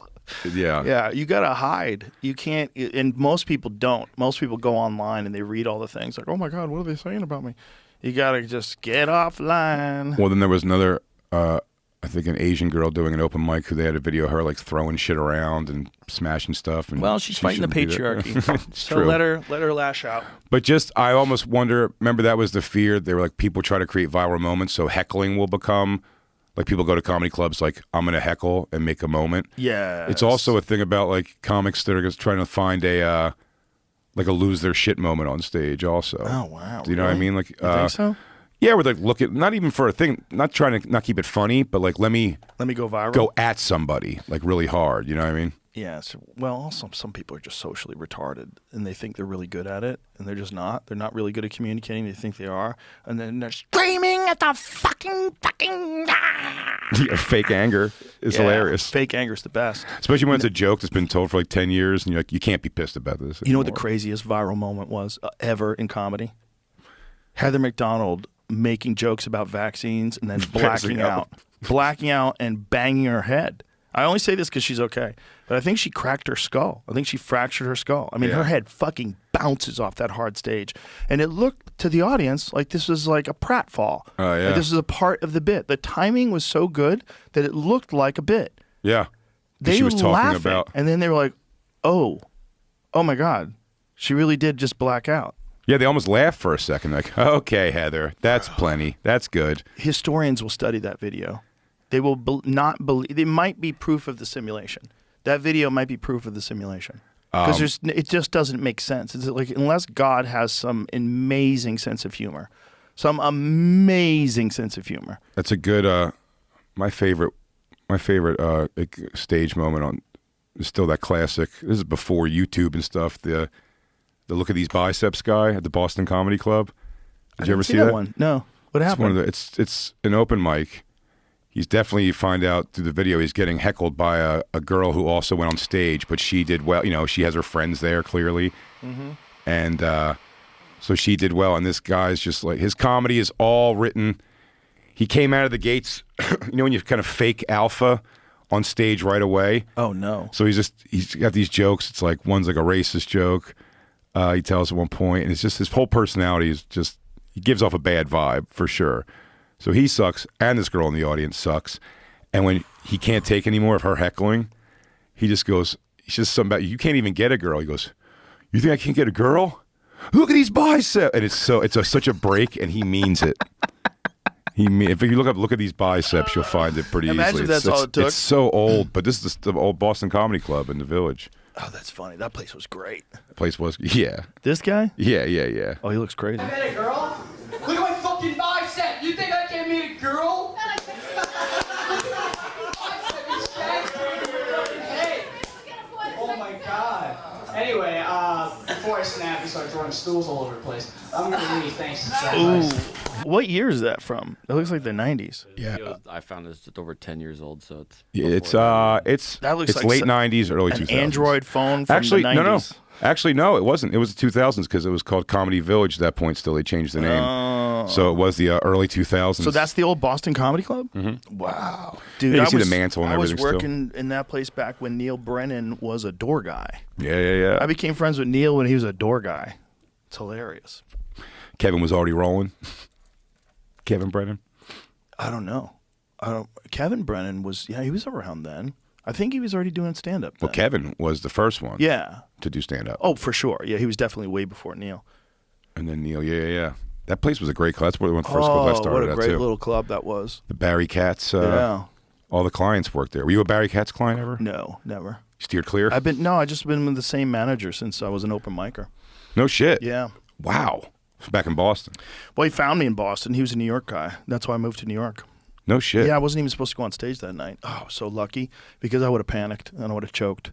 I didn't know he was in the room. I had no idea. So he had come. He used to manage Bob Nelson. Remember Bob Nelson? Yeah. Hell yeah. So Bob Nelson. That's Philly guy, I believe. He became very Christian, and he was going to have his Bible partner, his guy, become his manager. He had this guy that they were brothers in Christ. Oh, and so Sussman was looking for new clients, and he thought he saw everybody that he could see in New York at the time. And so he had a good friend that was taking a trip to Boston, and so he went with him. And he said, I'm going to set up some shows at some of these comedy clubs. So they had all the local Boston headliners, like big-name guys from the town would all perform for him. And I was driving limos at the time, and while I was driving, I would come up with some of my best ideas sometimes because I didn't listen to the radio, I would just drive because you couldn't listen to the radio while you had clients. Yeah. And so some of my best ideas came from just driving around. I had this fucking idea. I'm like, oh my God, I think this would work. And so I called up my friend who was the manager, and I said, hey, dude, do you think I could get a guest spot tonight? And he's like, yeah, absolutely. So he hooks me up.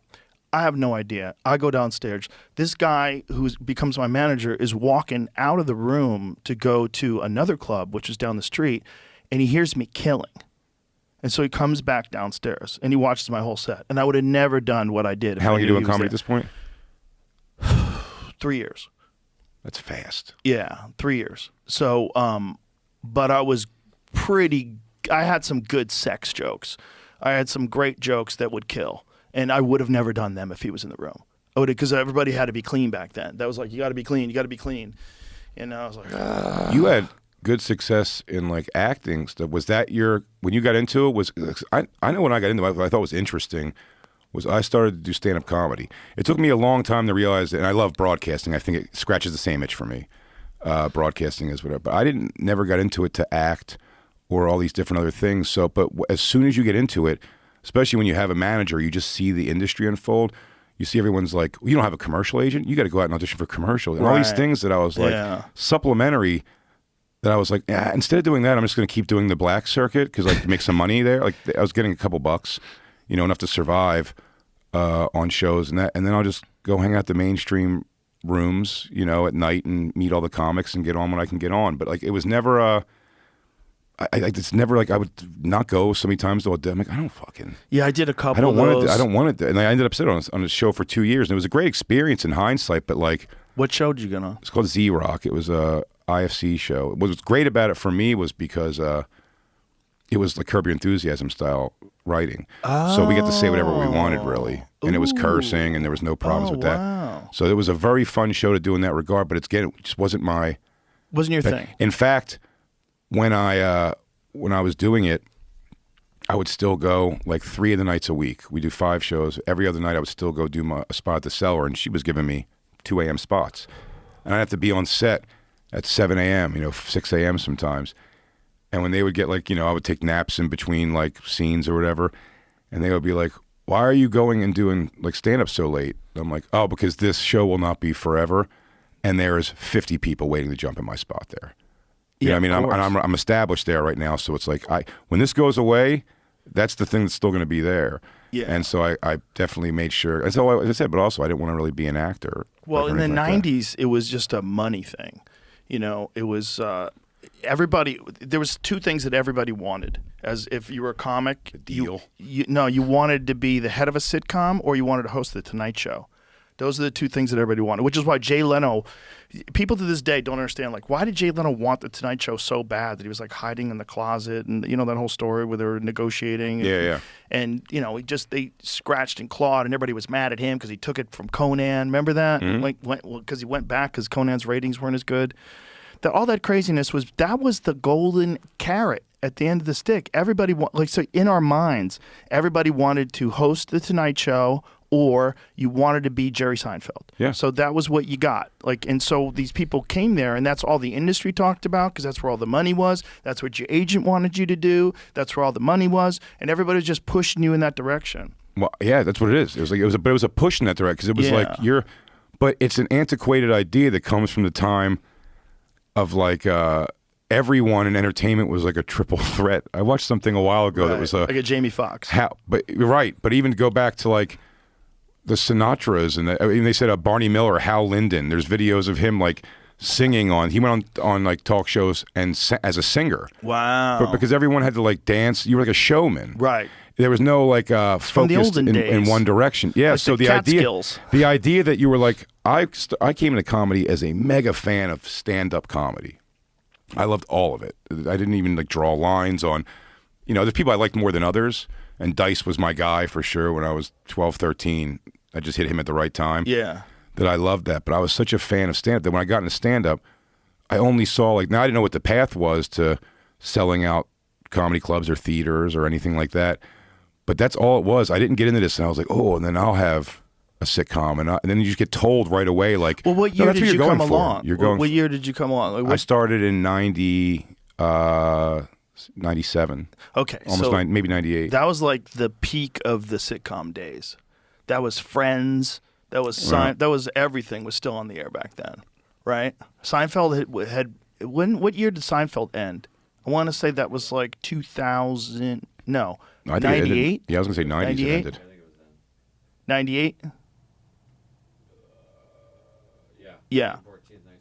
Okay, and then there's Friends, which kept going a little while longer, right?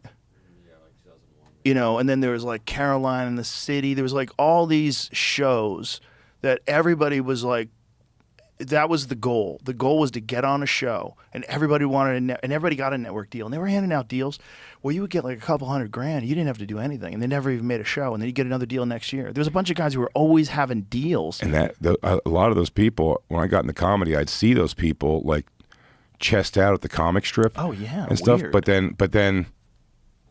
Never heard of it. I wouldn't name names, but it was just weird to see people that were they just got their second deal with NBC, holding deal, or yeah. Oh, they were convinced it was going to go. They would tell you I got $1 million backup deal and this and that, so they have to do my show. It's going to be on the air. You should play my brother. And then it doesn't. It's such a. Well, you see people getting really weird and acting like they're special before they're even famous. Sure. You didn't even get on the launching pad yet, and you're already acting like a fucking crazy person. But also, saw a lot of that. I've been doing it long enough to see people kind of go and be like, shit, the acting thing seems to be going, and I'm going to go to L.A. or something in entertainment, besides stand-up is going, and they focus on that for a couple years, and then nothing really pans out from it, and they didn't keep doing stand-up. Right. And then they come back, and it's then they try again. And then they're confused because I've never had my own sitcom. I've never had anything, but one thing I never stopped doing was working the whole time still. Yeah. So it's you're building a fan base still. And when a lot of people left at a time where it was oh, this is where you have to start, they went to go do acting when everyone was all right, it's podcast times now and social media times, and you have to get all these things going. And you connect with the audience and stuff and keep performing. And they went away and then come back, and it's hard to start again. It's real hard. They saw a lot of guys during the writer's strike try to do it again. Because there's a few of those guys that are really good that are just writers, and they become trapped in that velvet prison of getting that. You make good money, you got a great health plan, you got a nice house, got a mortgage, maybe start having kids, and you're not really a comic anymore. Now you're working on a sitcom or you're writing, and the problem is, you don't have a backup plan anymore because you can't just go on the road anymore because you don't have a fucking audience. Right. So all those other guys that you came up with that kept their comedy up during that whole time, those guys can still tour. Fitzsimmons was very smart about it. Fitzsimmons did a lot of writing gigs, but he never stopped doing stand-up. He's so funny. Never stopped doing stand-up. And he always kept getting better. And so, when writer strikes and things like that happen, Greg's fine. He sells out all over the country.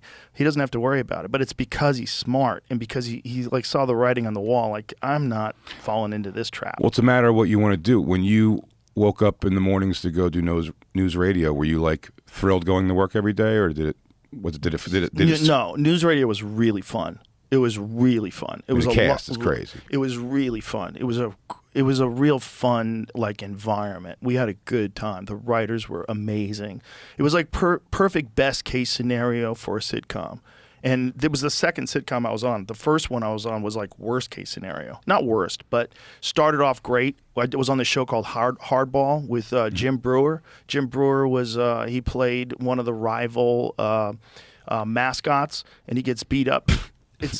Jim was so funny. It was so funny. It was a real funny pilot, and it was written by these guys who worked on Married with Children, and they worked on The Simpsons.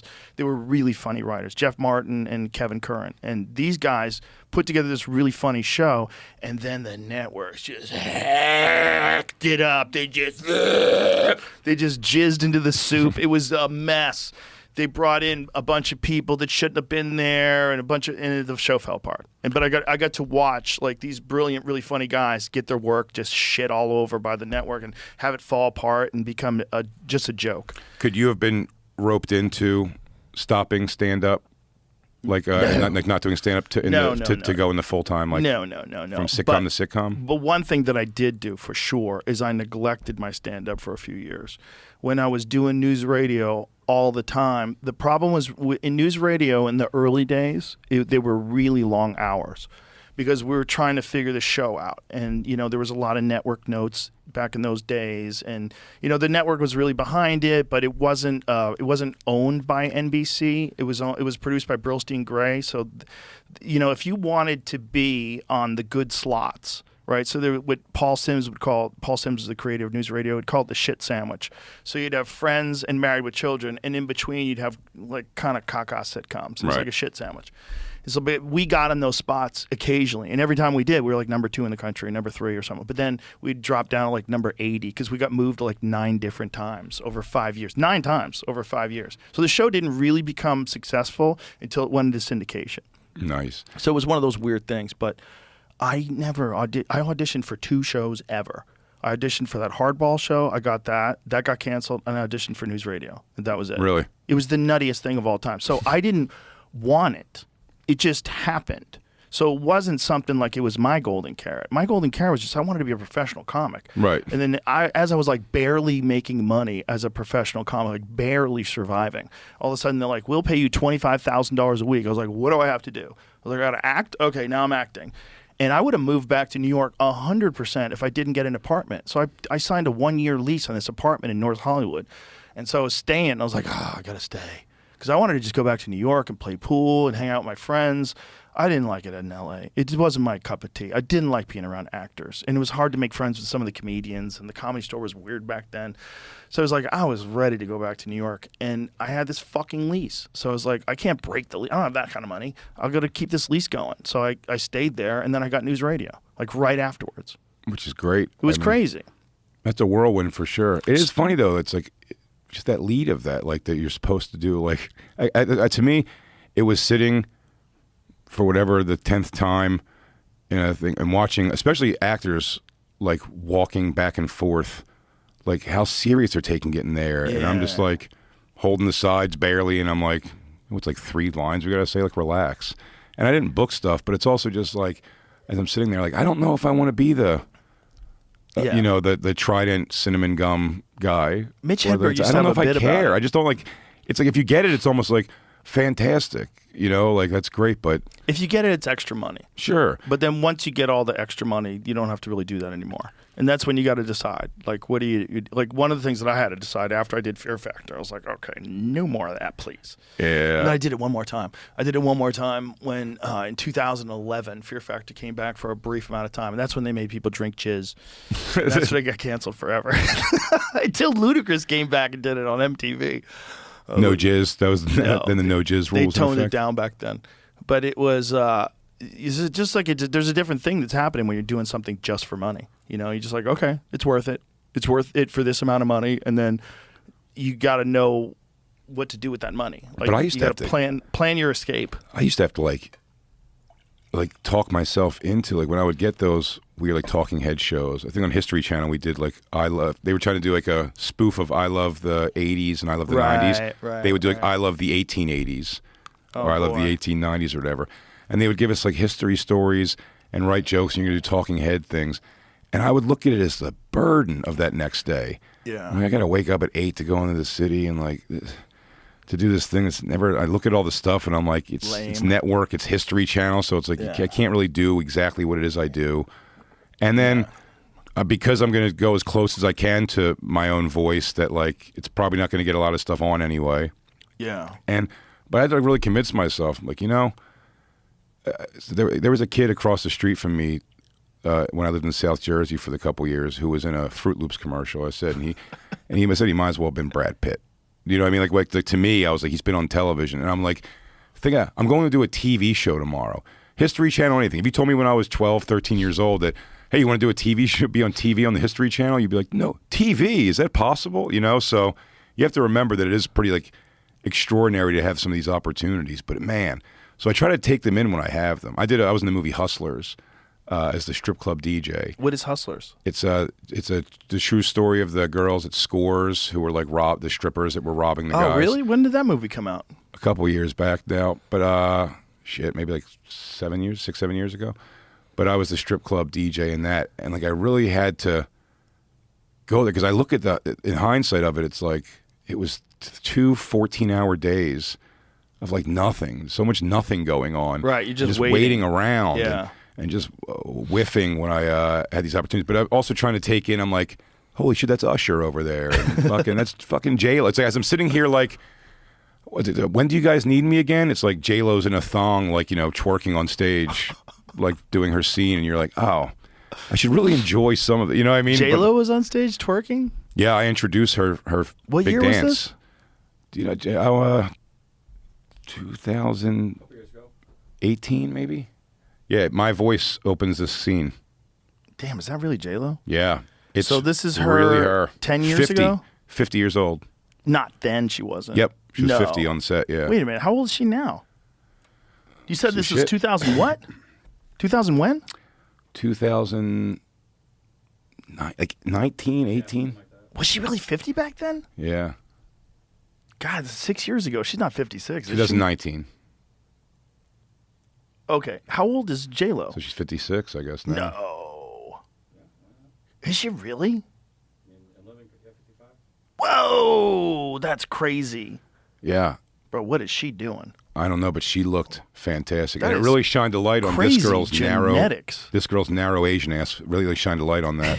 It almost looked, when they were choreographing them together on stage, it looked so shitty. That's Yeah, she looks great. It's incredible. Good for her. She seemed nice. I tried to talk to her once and I whiffed hard. Did you? Get panicked? I planned. You thought you could be number 6? I planned what I was going to say. That's what the problem was. What? Oh, you did? Yeah. How bad? It was bad. I said next time she turns around, because she seems nice, she's going to like, at some point, she's going to talk to me. We're doing this one scene together where she hands me money. And I say like a line. And every time they yell cut, she'd put her robe on, turn around, talk to her assistant. But I'm like, she does seem nice. And she's going to turn around and ask me some version of how you doing. Right. And I'm going to say, I'm just living the life of a fake strip club DJ. And that's going to make her giggle. And then we're best friends for life. And instead of waiting for her to say anything, the next time her eyes just crossed my eyes. I went, living the life of a fake strip club DJ, like followed her face. And she was like, excuse me? And I was like, oh. And then her assistant started laughing at me. And then I demanded to go outside to get a soda. They were like, we'll get you a soda. I'm like, please let me go outside and reset this moment. I hate this. Yeah, you can't have a diva roll her eyes at you. That'll fuck your confidence up. No matter who you are. No. Right? Jennifer Lopez rolls her eyes at you. That's It would an hurt issue. so much. How does she look so good? I don't know, but Crazy. she really did. It's pretty extraordinary. It's that thing, it's a person that's in a room and you're like, oh, a celebrity's here. Like they give that off. Right, but it's like, think of her beauty and then that other lady that you said that did a bunch of shit to her face. Probably the same age, right? Oh, yeah. Isn't that crazy? It is crazy. You know what's also in that movie, by the way? A young, only one song out Lizzo. And everyone was so excited for her. And I didn't know who she was. And they were talking about the celebrities that are going to be there today. And she's playing a stripper. And I was like, I'm wondering who it is. And then hours later, my next question was, I'm like, who's the big fat stripper wearing the fishnet outfit? And they're like, that's Lizzo. Yeah, like that's Lizzo. I was like, Christ Almighty, what are they making her do that? And again, it's my own fat insecurity that I put out on other people. Almost like I said that guy earlier who was like the robe open. There's got to be guys that want to see that. I'm impressed with that because what I have is much more, which I always found interesting. Chris Farley, you know, this most famous thing ever is the Chippendales sketch, Right. with Patrick Swayze. I've always thought, and I just know this from I'm good friends with his brother, and from years of reading stuff about it. Like that's if you want to trickle back what killed him, it's essentially that. Do you know what I mean? It's like he was willing to do it, like I'll be the fat, gross guy, but he hated it. He didn't want everyone to think he was like fat and gross. So it's like I have a hard time with those kind of things. So I'm impressed also with someone who's like, ladies, you know, with like their fucking fat rolls on their sides. Welcome to the party. Like, Well, how do you do it, man? And Lizzo just like, fuck it, I'm wearing a thong. Like, you don't have to. It's one of those things where it's like you want to celebrate people that don't care. Like, yeah, you go. But also, yikes. Yeah. It's also yikes. It's always lies, too, by the way. She's lost 100 pounds. Well, also, remember when she was accused of fat shaming all the girls that she worked with and making hookers eat? Yeah, making each stripper pussy and shit. Yeah, like whatever was going down, whatever she was accused of. I don't know if it was real. But it's like the Chris Farley thing, I never would have imagined that he hated doing that. Oh, yeah. No, he loved making people laugh, but he hated that it was at the expense. And I don't think I'm speaking out of school here. But it never seemed like that stuff did bother him, I think. He wanted girls to like him. He wanted, you know what I mean? So that's why, and he got big into drugs. Are you basing this on conversations that you've had with people that know him? Or like conversations that I've watched so much stuff like on him. Yeah. And you could see, like, you know, it's people reading into stuff and sure. But I think also from talking to his brother and stuff. I met him conversations. Once. I met him once when he was in the throes of it. Really? Yeah, there's a couple of people that I met where their skin looked like wet cardboard. Like it was the consistency of wet, like gray cardboard. Yeah. Like sweaty gray cardboard. So he was on the set hanging out. There was always like a lot of fun people that were on the set that you got to meet. And he wasn't working on the show. He was just there to hang out. And so I ran into him like during the craft service table area, and he was just looked terrible. And I don't know, like, what year did he die? I think late 90s also. So this was around 97-ish, somewhere around then. Yeah, so NewsRadio was 94 to 99. End of 97, December, week before Christmas, 97. That's when he died. 33. So it might have been the year he died. Yeah, Because he looked like hell. He looked like he was just so sweaty and so gray. He just looked fucked up.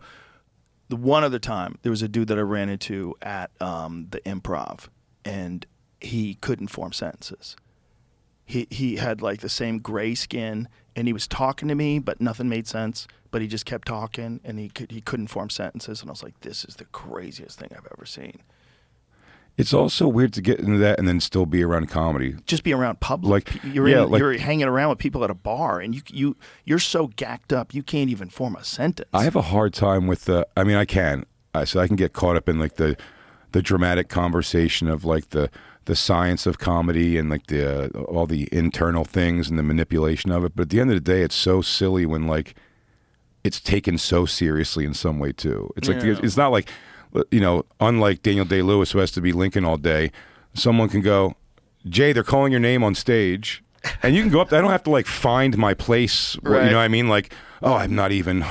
You know, oh, hang on. Okay, you know, you just go on stage and be like, shit, I didn't know they were calling me. Sorry, everybody. But also, you're doing sets multiple times a night. You're doing multiple sets a week. You're so comfortable with being on stage. It's not like action. Right. You know, you're Lincoln. Go. Yeah. 4 years ago.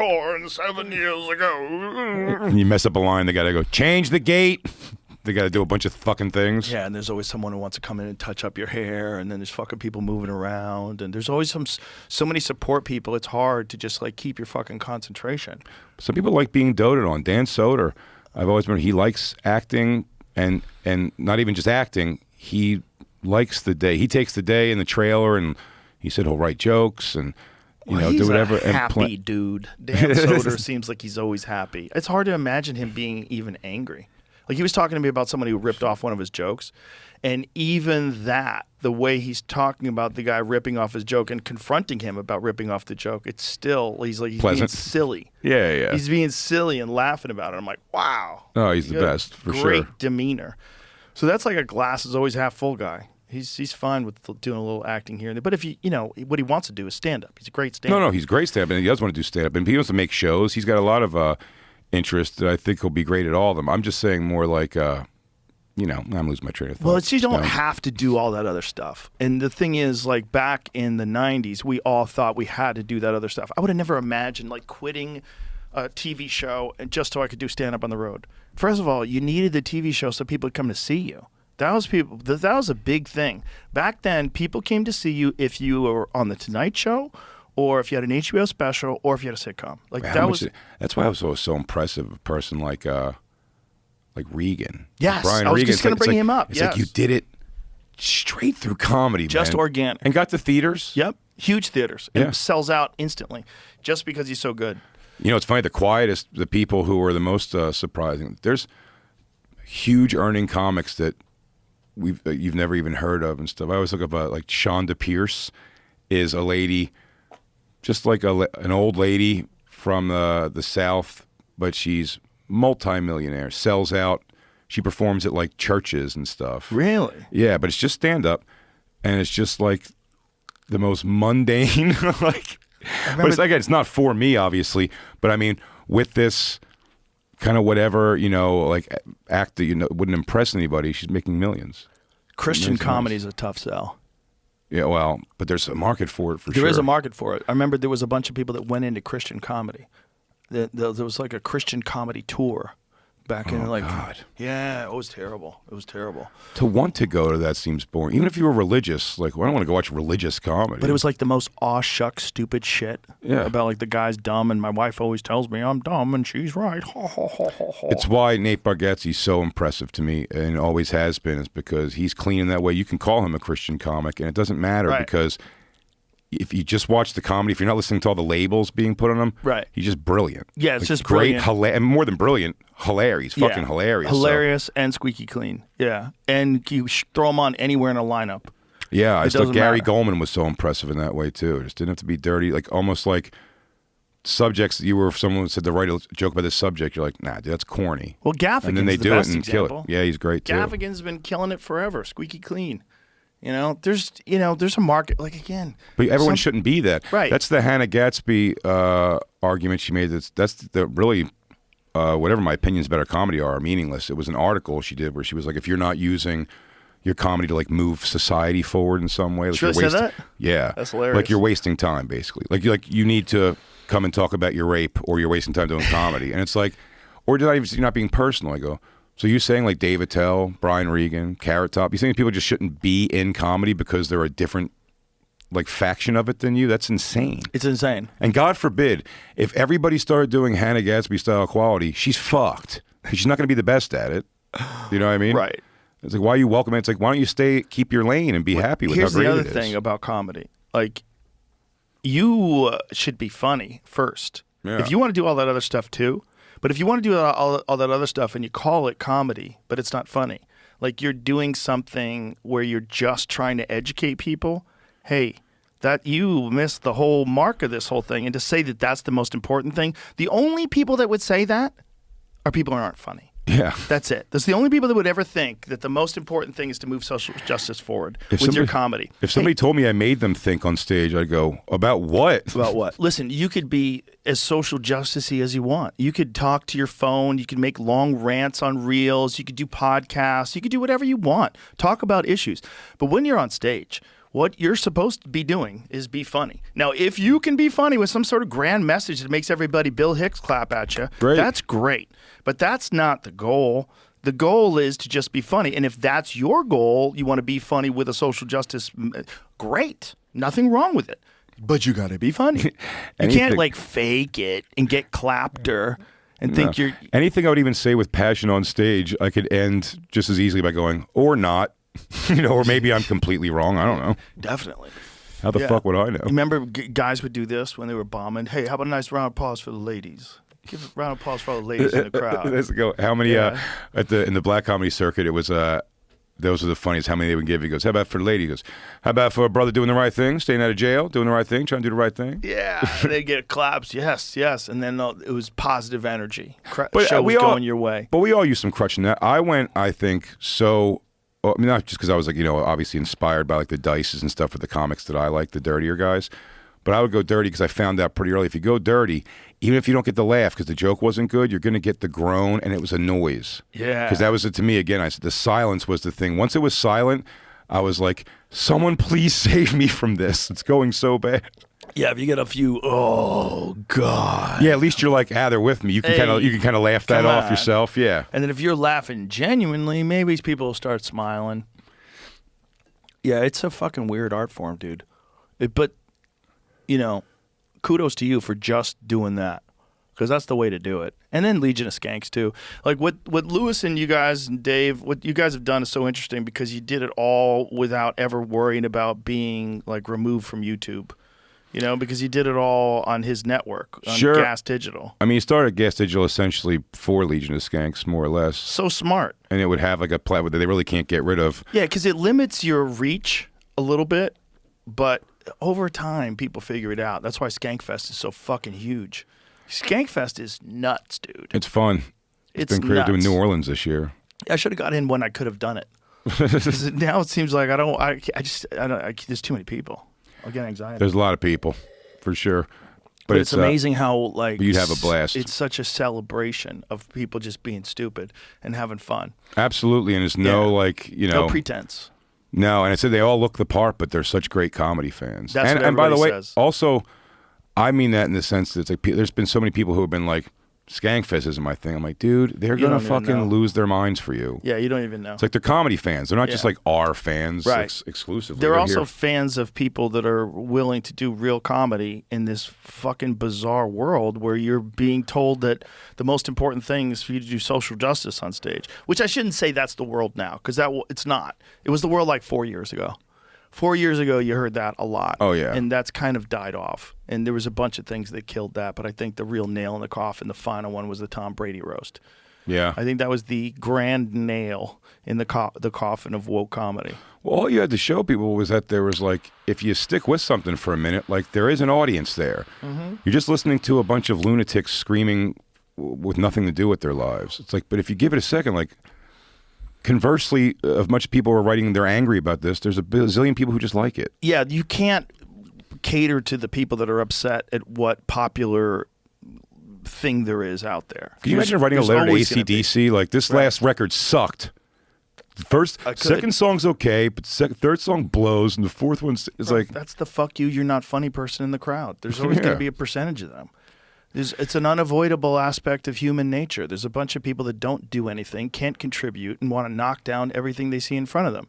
There's a bunch of people that were born with amazing genetics that just have this superiority over everybody that they believe is real. And they, especially if you're pretty and everybody wants to fuck you and you think you could yell at anything at the guy on stage. Yeah. Maybe you hate men because your ex-boyfriend's a piece of shit and you've had a couple of cocktails and fuck him and fuck this guy. Don't fucking say women can't do it. Men can It's going to break down. It's the funniest. So the audience trying to break down your bit. Oh, that's the best. I had a lady heckle me once where I was trying to explain. I was doing this bit about. I had a bit about the guy who broke into the White House, because this guy, some fucking maniac, broke into the White House. He just hopped the fence, ran across the lawn, and broke in. And there was a lady guarding the front door. And he smacked her to the ground and just ran through. And he got tackled by an off-duty Secret Service guy. It was like getting a cup of coffee and sees this fucking guy running through the White House, and he tackles him.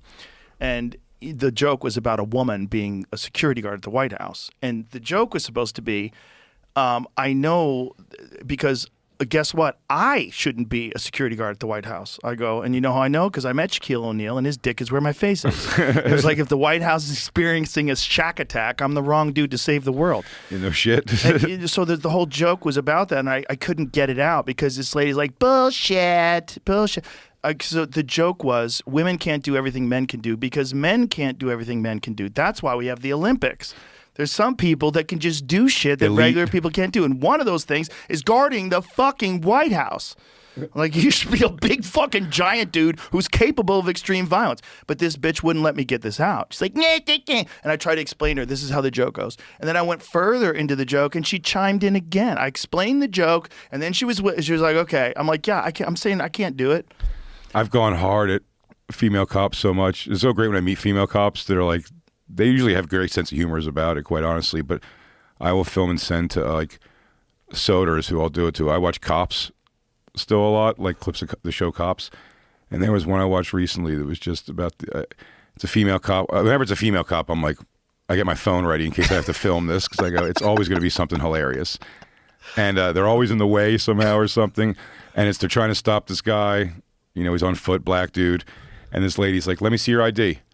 Let me see your ID right now. And then the guy's just slowly backing away. And then he just decides to go start running.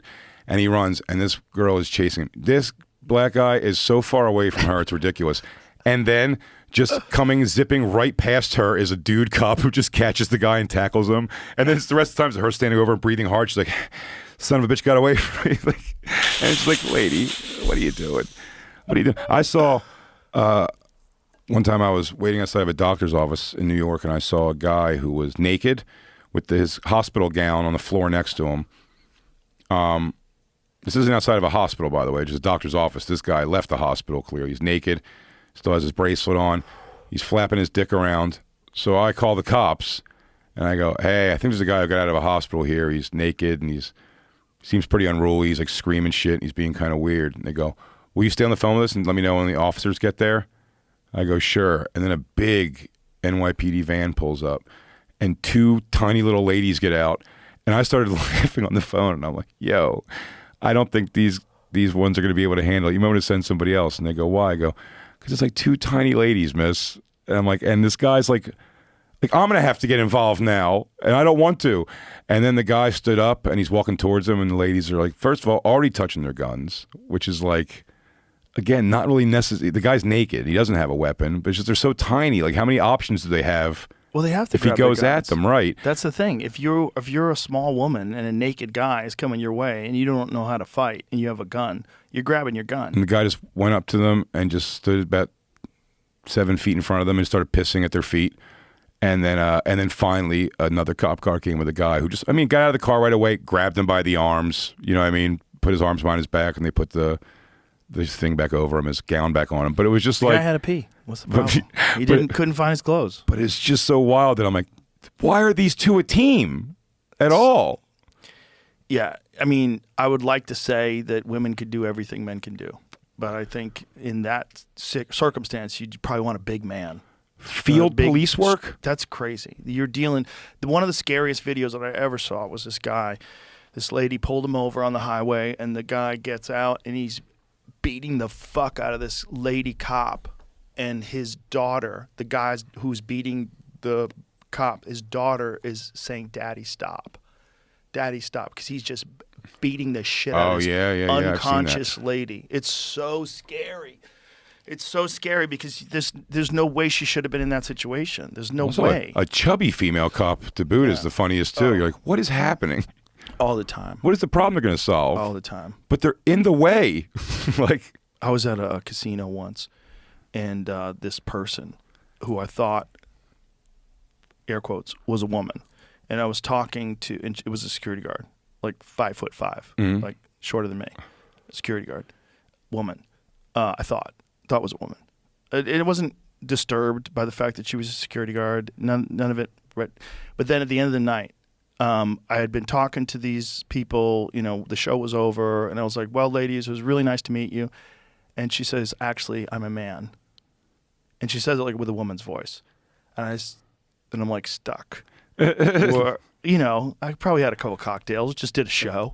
And I probably got to go, nah. Are you for sure? Like, what? So I said, I'm sorry. I didn't mean anything by it. I didn't know. I gave her a hug. Hugged everybody and I left, and I felt proud of myself that I didn't say something. You should have nut checked her. I was just like, nut check. It's just like you're not, but whatever. Like to think that I should have known, like that's crazy. Man, I had something. That you identify as a man. I had something turn on me so bad with that not even a mustache at a diner. It was me, Josh Adam Myers, and my girlfriend went to a concert, and we went to a diner afterwards. And where they sat us at this diner, our table was facing the booths that are going across. And the booth right across from where I'm staring is a cute girl and what I thought was a goth guy. I thought it was like a goth dude. He was wearing like kind of fishnet stuff and everything. And they are making out hard, like going. They're going for it. And I'm like, and we're kind of like laughing it off almost at first, like, all right, I guess like they're going. But then it starts getting like, they're like she's like getting in a position, the girl, the only girl I thought, is when like the goth guy is rubbing like her pussy over the pants and she's like writhing around and stuff. And this is going on. Then they stop. In a diner? Yeah. Then they stop. Then they start again. It's to the point where I go, laughingly though, too, I kind of go, all right, come on. And they're like, they have like an, oh my God, what the fuck is wrong with you thing. Now there's people, they're in a booth and we're the only people who see them. We're facing them. These booths are other people, but they're just not paying attention to what's going on there. I'm just happening to look at it and I'm like, all right. And they're like, what's the problem? And I'm still just kind of laughingly going like, I get it, but like, I'm doing like guys, I'm like, you're fucking at the table. I mean, like, it's crazy. We're at a diner. And they're getting shitty about it. And then I'm just like, I don't know what the problem is. I'm like, that's crazy what you're doing and everything. And I'm like, we're not wrong here. And then she goes, would you have a problem if we were a straight couple? And I was like, I thought that was a guy. I said, I didn't know it wasn't a straight couple. And then, whatever, it all kind of calms down. And then like, our food's coming, which is weird. We still have to sit there. And I go, I'm going to go outside and smoke a cigarette and like regroup here a little bit. Biggest mistake I ever made.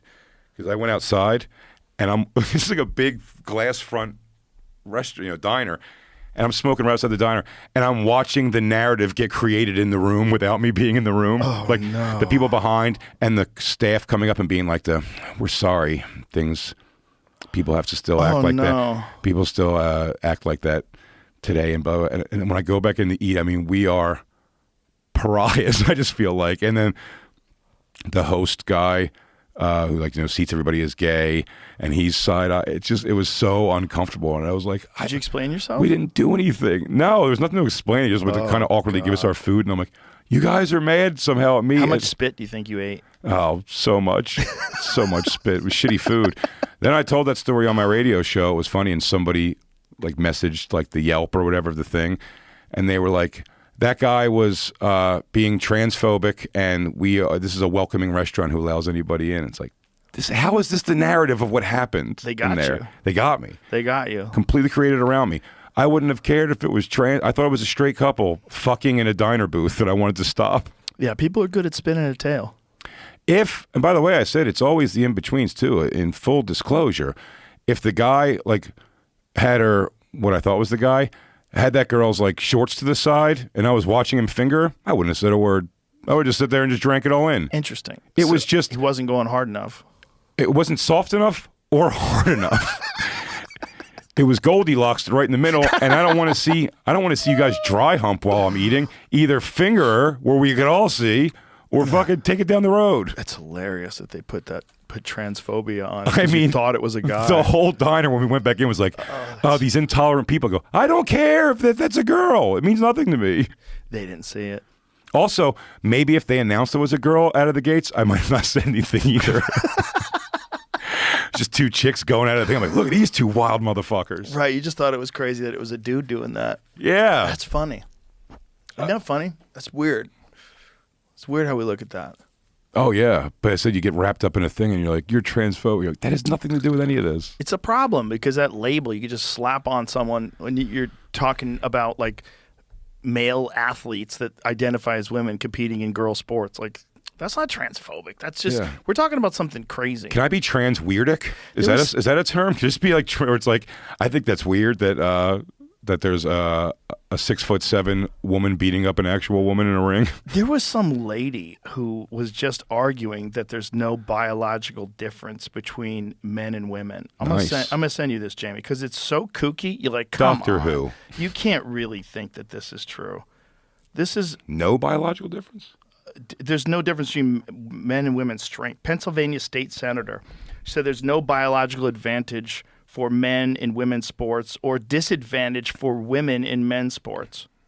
That's a woman? A woman said this. This is so crazy. I just sent it to you, Jamie. It's so kooky. You're like, come on. Look, I know you want to believe this, but if you're going to be on TV saying things, it has to make some kind of fucking sense. Female bodies are just as strong, as fast and capable as male bodies. I want all girls to know that there are elected officials like me who would never underestimate your ability to beat a boy at their own sport. Because that's what the premise of this bill assumes, that female bodies are less than male bodies. For what reason, other than political gain, are we spending time and taxpayer dollars on a completely made-up issue? So female bodies are just as strong. That's so crazy What to guy say. hurt her? Well, she just got caught up in the woke bullshit. She lives in an echo chamber, probably. All the people around her are all either in academia or in some sort of left-wing fucking ideology, and they really believe that. And they believe that you should say that. Because if you're not saying that, and you're saying women are less than men, that's not what anybody's saying. Strength and speed and athleticism is not all of life. Well, you made the point. There's men that are less than men in different areas. Yeah. Of course. They're called coders. They're out there. Like, they're incels. They're online. They're making apps. There's a lot of different roles for people in this. Like, it doesn't make you a man just because you can run faster than everybody else. But to say that men can't run faster than women is just, you're denying statistics and science and all the information that we have gathered forever. We have so much data. High school 15-year-old boys beat the women's soccer team, the professional team. So shut the fuck up. This is stupid to say. It's not transphobic, homophobic. It's not genderphobic. It's not misogynistic. It's just a fact of physical nature. But also, if you hit the pinnacle, the fight's over. Do you know what I mean? If you just go like women's sports is highly attended, it's given the same amount of TV time as men's sport and everything. It's like, yeah, not enough. Not really. Like now I want to be in men's sports well, also. That's the craziest one. When the WNBA players won as much money as the NBA players. No, the NBA actually generates extreme amounts of revenue. If somebody wrote a joke about it, the WNBA wanted what their just pay was, and so they owe $400 million because that's really how it balances out. It's like a losing. It's never been profitable. Do you know what those things? But like like. It's like you're helping the one to hurt the many in so many things too. It's just like that video Shane showed me this years ago. The blind kid playing football. It's like a little boy playing Pop Warner football and he's blind. And I'm like, who's this for? Like, Where's it's like your dad. It's like, why is he letting you do that? Who is this for? Is it Daredevil? And the kid gives a speech in the video. He gives a speech and he goes, a lot of people say blind people can't play football, and you're like, yeah, everybody. And you've never seen this video? No. This is maybe my favorite video on the internet. You know, blind football, Jamie, if you could. It's a 30-second video. The song they picked for this is the greatest thing in the world.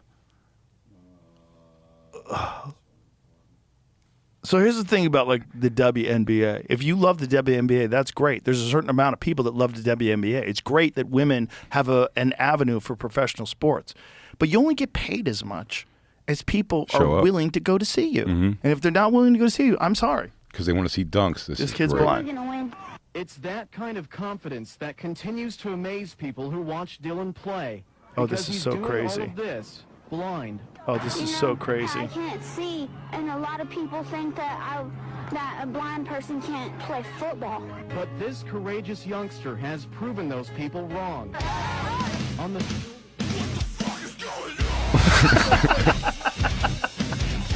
I mean, you can't play football by smell. That's impossible. So crazy. But it's like what you're actually doing is making this game not fun for anybody else out there. Right. You can't hit the blind kid. No one's going to hit the blind kid, and if you do, you're a dick. You're just running around, so you have one less player for real. It's just like your team has decided to be on a handicap so you can get on the news. We used to play basketball on a story every Wednesday, and Nate Bargatze one time brought his friend Nick Novicki, who's a little person, comedian, and he brought him, and we were like, oh, he's going to play? Like, all right, I guess. And we let him play, and every time he'd get the ball, the defense would lay off him and let him shoot, and he'd make it or miss it, but it was what it was. And then he started when everyone would lay off on defense, instead of shooting the ball, he'd try to like run in and like do a layup, and we're letting him. And just like until eventually Nate Bargatze of all people goes over and just cleaned his shot right into like the projects. He just in a way he's like, we can't just let this happen the whole time. It becomes not fun for everybody. It was when I was a kid, I remember very few stories, but there was a handful of like the girl that fought to get on the men's football team. Yeah. Football's such a violent sport that to let girls play it, they have to put them in lingerie. The lingerie football league is the only visible women playing football sport. I don't know, but I wanted to start taking like bets on it. That was a thing, right? At one point in time. Oh yeah, and they hit hard. They hit hard. Derby. Never saw roller derby live. Roller derby. There's also buns in basketball where they have morbidly obese black chicks wear thongs and play basketball. I haven't seen that. But roller derby's like let's more buy a team. Like a really hardcore lesbian type activity, right? Oh yeah, I would imagine. I would assume, yeah. Like really get to bang in the chicks. Hardcore dyke bar girls with fucking weird tattoos. And there's like some element of wrestling to it also. It's like not fully real. Very aggressive. You know, they slam into each other. They get fucking crazy. Lingerie football, if you look up lingerie football's biggest hits, it's nuts what they've lingerie, done. But I saw that they made a deal for something to air on ESPN2 this year. This is like a women's tackle football league. Oh, This is really? the championship game from last year. Wait a minute. These are chicks? Yeah. Come on. Go back. Well, that was a one- hell of a play. Yeah. Whoa. That's Got a nuts. 30, 40-yard pass. Caught it. What? Oh, my God. That's crazy. Dude, they look pretty good. Yeah. This looks better than WNBA. Maybe they found it. Maybe women's tackle football is what's up. Because you're going to see a lot of tackles. Oh, yeah. Right? Yeah, I don't know if they get jacked up like they do in the NFL or anything. But Well, they have to. They're running into each other. Here's what's funny about this. That's a hit. These hits are pretty good, but they're wearing actual football pads. Lingerie football's biggest hits are they're wearing shoulder. Yeah, they're wearing shoulder pads and lingerie. They look like the Legion of Doom. They fucking used to come out. Oh, this is it? Dude, they wail each other. Do they really? I Oh mean, my it's God. crazy. Well, And titties never come out. That's great. They must have the thing strapped down. That's ouch. It's like these pileups are crazy. How much staph infection is coming out of these fucking things? I'm seeing a lot of staph. I'm seeing a lot of staph happen in the future of these ladies. I mean, they blast each other into the You're going to sides. get scratched up bad. You're going to get staph for sure. Whoa. But I will right say, up the butt. the This fact is- you get 22 girls on a field who are not fighting the idea of like, oh, so we just got to dress like sluts to play football. They just go, yeah, we'll dress like sluts and play football. Fuck it. Why are they shamed? Yeah. And buns and if you find buns in basketball, It's the same we should kinda buy a deal? franchise, dude. I'll go halvesies with you. Oh, Jesus Christ. Oh, my God. There's a couple of BBLs in Actually, see if you could find the buns in basketball leg break. There's a girl who fucking she don't has a show Paul me. George like fucking leg break just because she's just fat and she just falls under the weight of her dribbling. How bad is it? It's pretty gnarly. It's not the worst I've ever seen. It's not Tom Segura's arm bad, Oh, that but was it's a close. bad one. That was bad. That was so bad. It's because when he pulls it back and it's flopped. It's the Anderson Silva retracting the flopped leg. You know, his arm still is fucked. It's Tom's? Still not, it's still not 100%. Oh, I'd have to His assume. grip is still fucked up. He had a bunch of nerve surgeries and shit. Yeah, that was gnarly. Dude. And Imagine if imagine if anyone's popped. playing defense. Maybe they're just going for a layup. It Oh, just yeah, here we pops. Oh, no, no, no, no, no, no, no, Whoop, no. dip. Whoop, dip. Oh! Oh, God. It just snaps. For buns and basketball, of all things. Oh, it just snapped. Oh, my God. Hey, I can tell it's going to rain tomorrow. How do you know that? Old buns and basketball injury.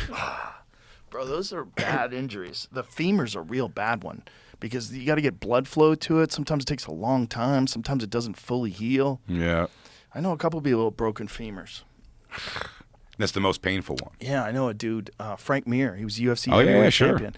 He got hit by a car when he was on his motorcycle, and he got thrown through the air. And he was a giant fucking dude. He came back, too. It took a long time for he was like really back. You know, like it took well over a year and a half, 2 years before he was really performing at the same level. I mean, you'd have to ask him. Then he came out and fought Brock, right? He was like the right away. Yep, he fought Brock. He knee barred him. Yeah, that was all after the accident. Yeah.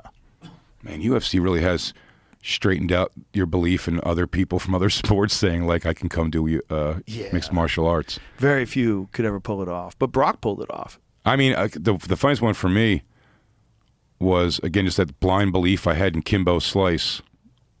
I don't know why I didn't think that Roy Nelson would just hold him on the ground and mush his face until a referee was like, hey, leave him alone. That's crazy.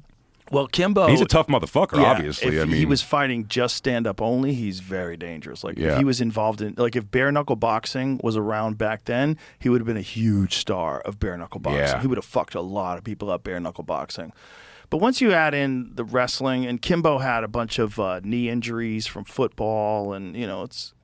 You can't really grapple at full capacity with knee injuries and learn grappling at 35 or however old he was. Yeah. But, dude, kudos to that guy for having the courage to actually just get into the UFC Ultimate Fighter. That's crazy. With very little grappling against... Roy Nelson was a jiu-jitsu black belt. Renzo Gracie black belt. Like, Roy Nelson's fucking legit on the ground. He was great. Big country. He was so fun. He was so heavy, too. He had a big old belly. He knows how to hold people down. And he would shout out Burger. He'd go to Burger King after the fights and stuff. He also could fucking punch, dude. That guy could punch. He had some of the craziest one-punch knockouts ever. What is that? Does that career amount to, like, is he sitting on money now, like a guy like that? Or is he I don't know. I haven't talked to Roy in forever. I don't know. He wound up fighting for a bunch of different organizations. You know, when he left the UFC. I think he fought for Bellator. But that guy has some crazy highlight. He knocked out Schaub one shot. He knocked out. Oh, yeah, that's right. He knocked out a lot of people, dude. He'd connect on people. They would go night-night. It was nuts, man. He knocked out Mitrione. He knocked out a lot of fucking big, tough dudes. When anybody comes at Schaub, I'm always like, it's not even the wins he's had, more than I'm like, this guy's not afraid of you. like he's been punched by the best, and I promise you, whatever you think he thinks you could do to him, it's not as bad as that. He's been beaten up by world champions, and he's knocked out world champions. He knocked out Mirko Cro Cop, which is crazy. Like, Mirko Cro Cop back in the day was the fucking man. Sure. He was like the first robot. elite kickboxer to really excel in MMA. He was the first guy to show all these other strikers that you don't even know what you're talking about. When he started fighting in Pride, it was like, this is another level. He would kick people in the body, and you would see, like, there's a photo of him kicking Heath Herring, and his fucking shin is halfway into his rib cage. It's so nasty when you look at the photo of it. You just go, the amount of power that guy could generate in his kicks. Like, there was nobody like that before him in kickboxing, or in MMA, rather. I felt so bad. That first UFC coming back during quarantine was so important to everybody. I don't know if it was the first one or the second one that came out, but that was when I was like, man, you got to really pick your timing and when you're going to shout out what you're dedicating a fight to. Because there's that poor guy, like, he lost a stepdaughter, and then he came out, like, wearing the shirt of the stepdaughter who passed away, and it was all dedicated to her. I mean, you can see as Alistair Overeem beat him into submission with punches. Yeah. The referee was even kind of going like, come on, man, please try to fight back. Right. I said at the end, Alistair Overeem should have been like, it's okay, everybody. I was also fighting for his stepdaughter. Like, yay. Yeah, it's tough. I mean, but to shout that out, like, it's tough. Before, it's a lot crazy. Of weight on you, too. Those are great YouTube compilations. The cocky fighter comes in the ring to lose. Oh, there's always, like, the guy pushes the guy at the weigh-ins and starts shit at the weigh-ins and gets knocked unconscious. There was a guy came in the UFC cage. I forget who it was, but the way he entered the ring, like, he did a thing where he hung on the outside of the cage and, like, swung into the ring and did some crazy, like, move, and then just, it was like an immediate knockout. It was like a 30-seconder. Well, it's like you planning to talk to JLo. You just got to let things happen. You can't plan things out. Happen. The inauthenticity of your planning will come to haunt you.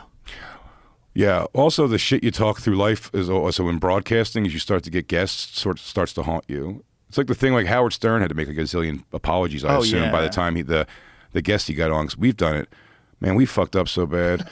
We came in one day, we saw Bret Michaels in the Fishbowl. It was when me and Soda were doing the show still. The Fishbowl? What's the Fishbowl? Of Sirius XM. It's like there's a studio that you could see into right in the front there where they'll do performances and stuff. Oh, okay. And we were up in the in the Fishbowl one time. We saw Bret Michaels when we came in talking to somebody. And then we go on air, and almost like for the bit, we're like, how do we never get offered these guys? There's always like celebrities here, and they weren't even brought to us as we can get them. It's so fucking crazy. And I go, right now as we speak, Bret Michaels is out there. And then we said something about like his bandana being attached to his hair. and I think Soder said like they lower his his bandana and hair onto him like Darth Vader. He just sits there and they lower it on. And then they come back and they go, he said he's willing to come in. So oh no! Then he comes in and he's lovely. This guy was making future promises with us of what stuff he wants to do with us and hang out and come be a part of his summer festival and broadcast from there because he loves us so much. But his manager was listening the whole time, and he said as soon as he left the studio, they went, those guys are not your friends. And you're like, shit. Fuck. Shit. He's got to understand, they didn't know you.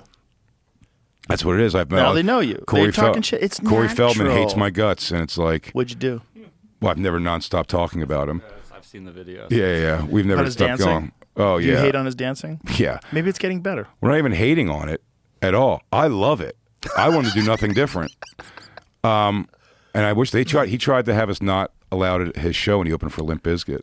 Not allowed? Yeah, and this head of security was a fan. He came over to me and Bobby Kelly, and he was like, yeah, he was asking if you guys were coming. I said yes. Then he asked if he could know where you were. Then he asked if we could not let you in, and I was like, well, they're not doing anything. They're not threatening you or anything. They're coming to watch a show.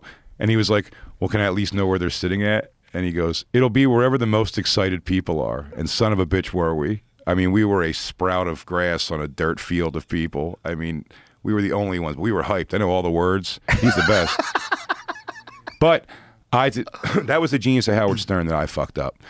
When I started getting into broadcasting, I broadcasted always like it was going to be me talking to a friend or friends, shooting the shit. Right. Not that you're going to come across these people. So I would have played more. What Howard Stern was always great at is like take the lunatic, but he's always going to be like, no, you're great, dude. You're the best, and let the world make the joke. Right.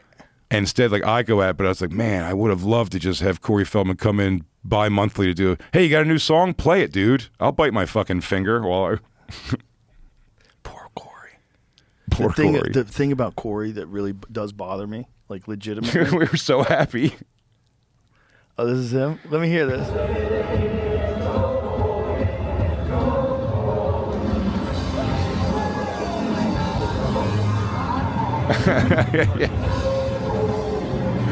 He yells at his band. It's such a weird...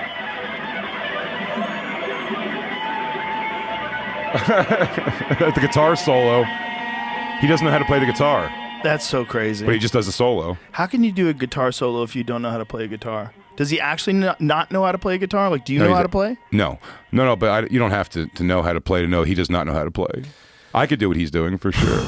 But then here's what he did.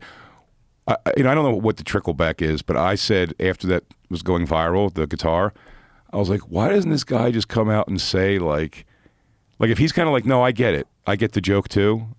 Like, then it kind of like puts people in there, stops them in their tracks. And then he kind of did that. He came and he goes, of course it's the worst guitar solo ever. Of course. That's why I'm doing it. Like, it's funny. And it's like, no. And Fred Durst came out to watch him do it to prove he was doing it. Because Fred Durst is smart, like Howard Stern. He makes him think he's his friend. But he's a way bigger enemy than I could ever be to him.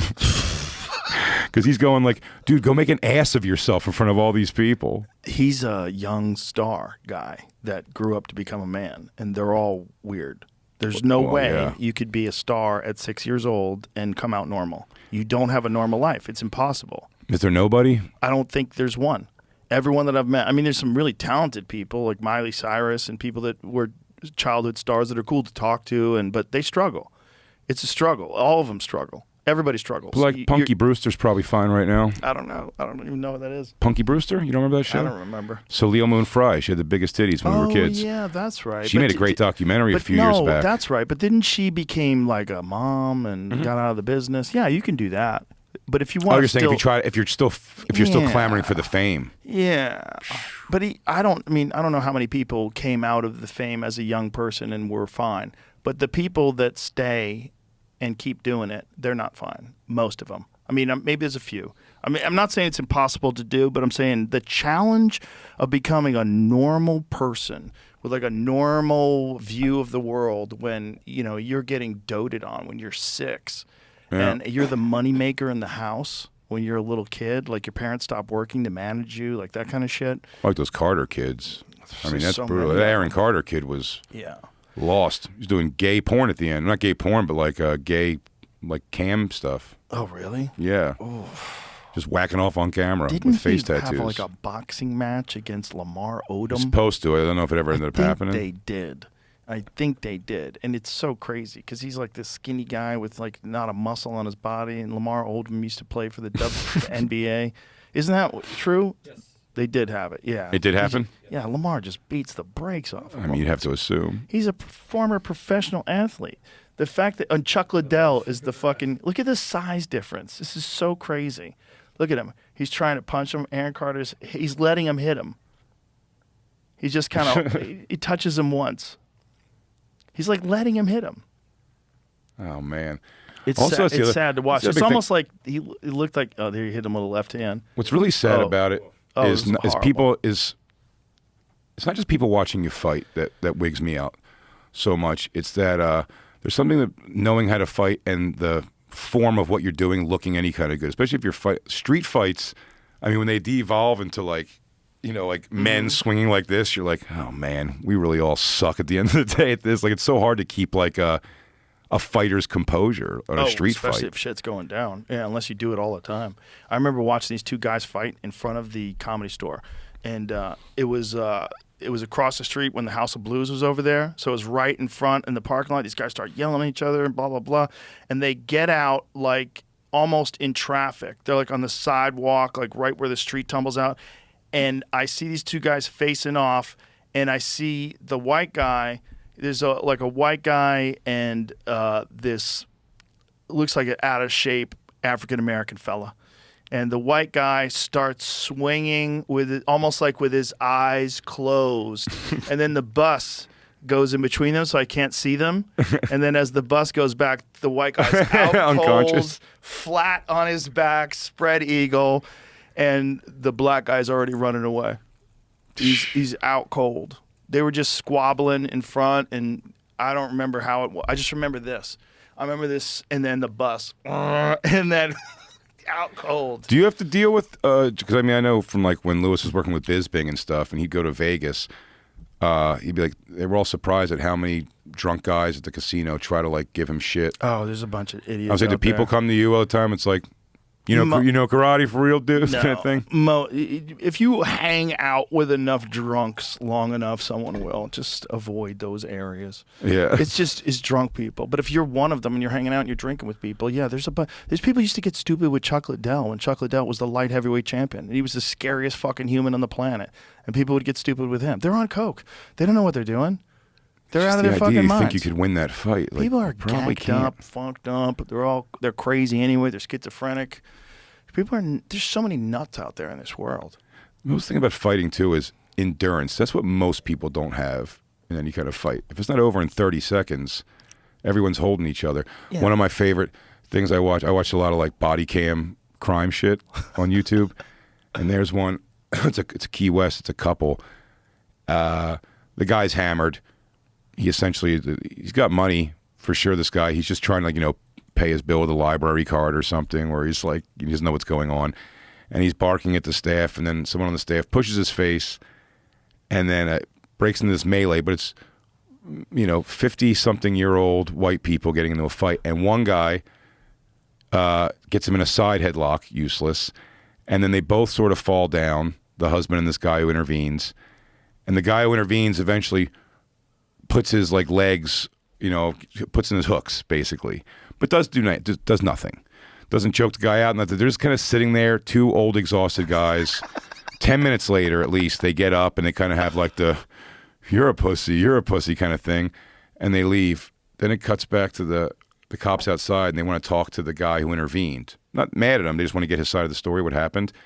And this guy is he's just an old man, and the cops are questioning him, and they start to lose their patience because he just wants to keep telling his hero story. He just watched what happened. It's just two old men holding each other on the ground. He goes, guy came out of nowhere and punched me, and I grew up doing this shit, man. So, I told the guy, I go, you got two ways this can go tonight, man. No. He goes, you could knock it off, or I could beat the fuck out of you.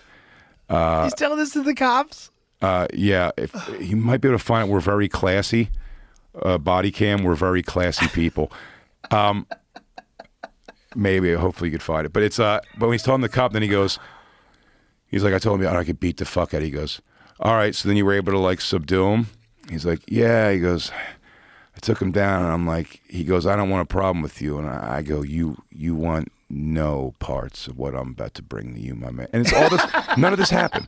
You just watched the video where he just grabbed them, they flopped on the ground and laid there exhausted for 10 minutes while the lady screams. It's nothing. And it's just a guy talking with that belief. Yep. That's it. So this is the video. Let me see some action. So that's just them getting on the ground. And he just Give puts me some volume. Will we get in trouble?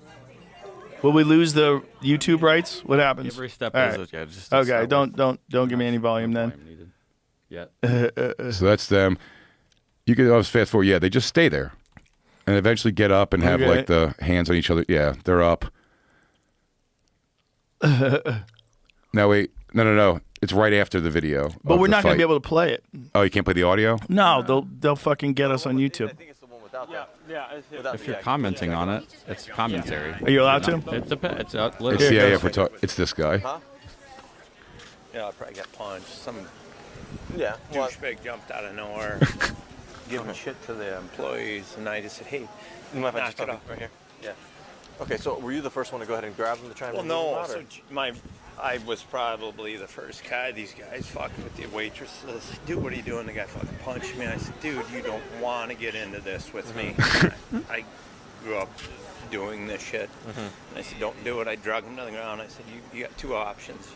Either stop or I'm going to beat the living fuck out of you. Okay. So I said, that's how it's going to go. And he said, I don't want a problem with you. I said, you want nothing to do with what I'm going to bring to you. And then, oh yeah, no, it's right there. And then he goes, there's only one more thing where the cop cuts him off. So you were on the ground with him, holding on to him? Yep, I held on to him and said until he just said. Yeah, right there. The cop cuts him off. He doesn't want to hear what he says anymore. He goes, so you were able to get him on the ground. He goes, got him on the ground. And I said to him, he goes, oh, yeah, but you had him on the ground. Like, stop telling us you're. I mean, it's the way this guy speaks, it's like, the Bushido Code states that if the weapon is drawn, it must taste blood before put away. This is hilarious. White people fighting. That's what this is. It's hilarious. And it goes nowhere. Where no one's going to the ground. What's going on? This is a lie. Oh, here now they're on the ground. But he's like, I drug him on the ground. Really, the husband drags him on the ground, technically. Yeah, it's a disaster. But telling us that my friend Justin Silver used to have my favorite joke about that kind of personality, though. He goes, I'm a liar. He goes, I lie about everything. And he was like, I'm the guy who, like, you know, gets into a situation with somebody in the street, and then I don't do anything, and then I go home, shadow box, and call my friends and tell them all the things that I wish I did, like it actually happened. And his line was, if I did all the things I told my friends I did, my name would be Indiana Bon Jovi Balboa. When you're a kid and you have a situation like that happen, the rest of the day you play it in your head like what I should have said. Oh, man, yeah. I wish I had another chance. I would have said, well, fuck you because this and that. Oh, it's the Remember worst. those? And when it goes away, yeah. Those internal dialogue things, like for the rest of the day, what should I have said? And you like plot it out and plan and scheme. I'll find him again one day. One day I'm going to tell I'll find that asshole. I've done dumb things, though, where it's like, I don't even, with no real trained preparation for any of these situations, but like I always had a car, and when you're younger and have a car, it's destroying you financially usually, like how much it costs to have a car and everything. So it means a lot to you, no matter how shitty it is. So when people would fucking hit my car, New York's a big thing with that, you know, like you stop short and a pedestrian just like, you know, slaps the front of your car or something. Dude, to this day. I would get irate by that. To this day, I think about one guy. I had a little Honda CRX, and I was driving in New York, and I was making my way into this intersection, and I got stuck in between lights, and then people started walking, and I tried to find, like, some space where I could not be in the intersection. And there was a nice gap. And so this guy wasn't close to the car, so I started moving forward, and he whacks my fucking car with the briefcase. And I was like, I'm going to pull over. I'm going to put this guy in the hospital. I had this crazy, wild thought, like, I'm going to pull over and I'm just going to go smash this dude. And I said, no, just drive. And like for years, I would think about that guy. Yeah. For years, this arrogant cocksucker hitting my car with a fucking briefcase. It's what unites me and Lewis. We both have a crazy need for justice. It's why I like those stupid revenge movies. It's justice. So it's the thing. It's like the guy who did that thing. I have like I bet he won't do that anymore. I bet he won't do that anymore after I've sorted this situation out. But I mean, it's so dumb. Like It's so I dumb. mean, and it's a dude thing too. getting I don't out of think the women do that. car. I mean, one time, so early when I was coming to New York, and I had what became my ex-wife. We were just dating at the time in a car, driving a Saturn. Guy trying to impress two girls he's with, and he goes by, just like slaps the front of the car, and and then they walk into Washington Square Park, and I like am just stewing in it. Like I barked some shit out the window. No. For seconds, I'm stewing in it, and then I pull over with my new girlfriend. I go, wait here, and she goes, what? And then I begin to run after this guy into the park.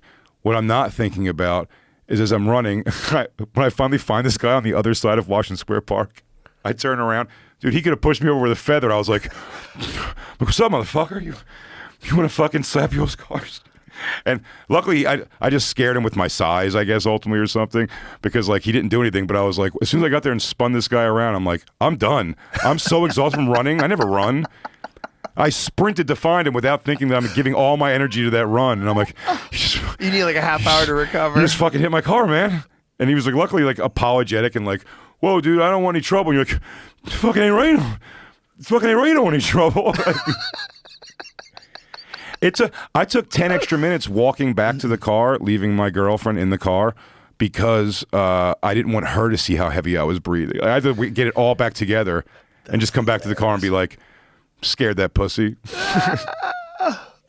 Such a dumb thing to do, because you could do it to the wrong guy. I watched. Of course, my instincts are terrible on it, because I don't get out thinking like, and then as soon as someone would pull out a gun, I'd be like, none of this was worth it. The guy just slapped my car. Every now and then you'll see someone do something stupid, and the person they're doing it to actually knows how to fight. Those are very satisfying. So satisfying. Yeah. There's a one with cops. Look, check the Terrence McKinney, the UFC fighter. Sure. Put it up on his Instagram page today.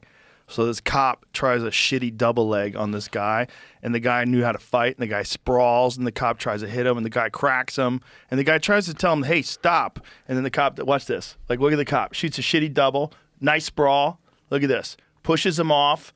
He's got him in a headlock. Lets him go. Cop punches. Bam. Drops him with one shot. Hits him a couple more times. Hits him again. Rocks him. The cop's getting rocked. Jesus Christ. And the guy wasn't doing anything. He was just arguing with the cops.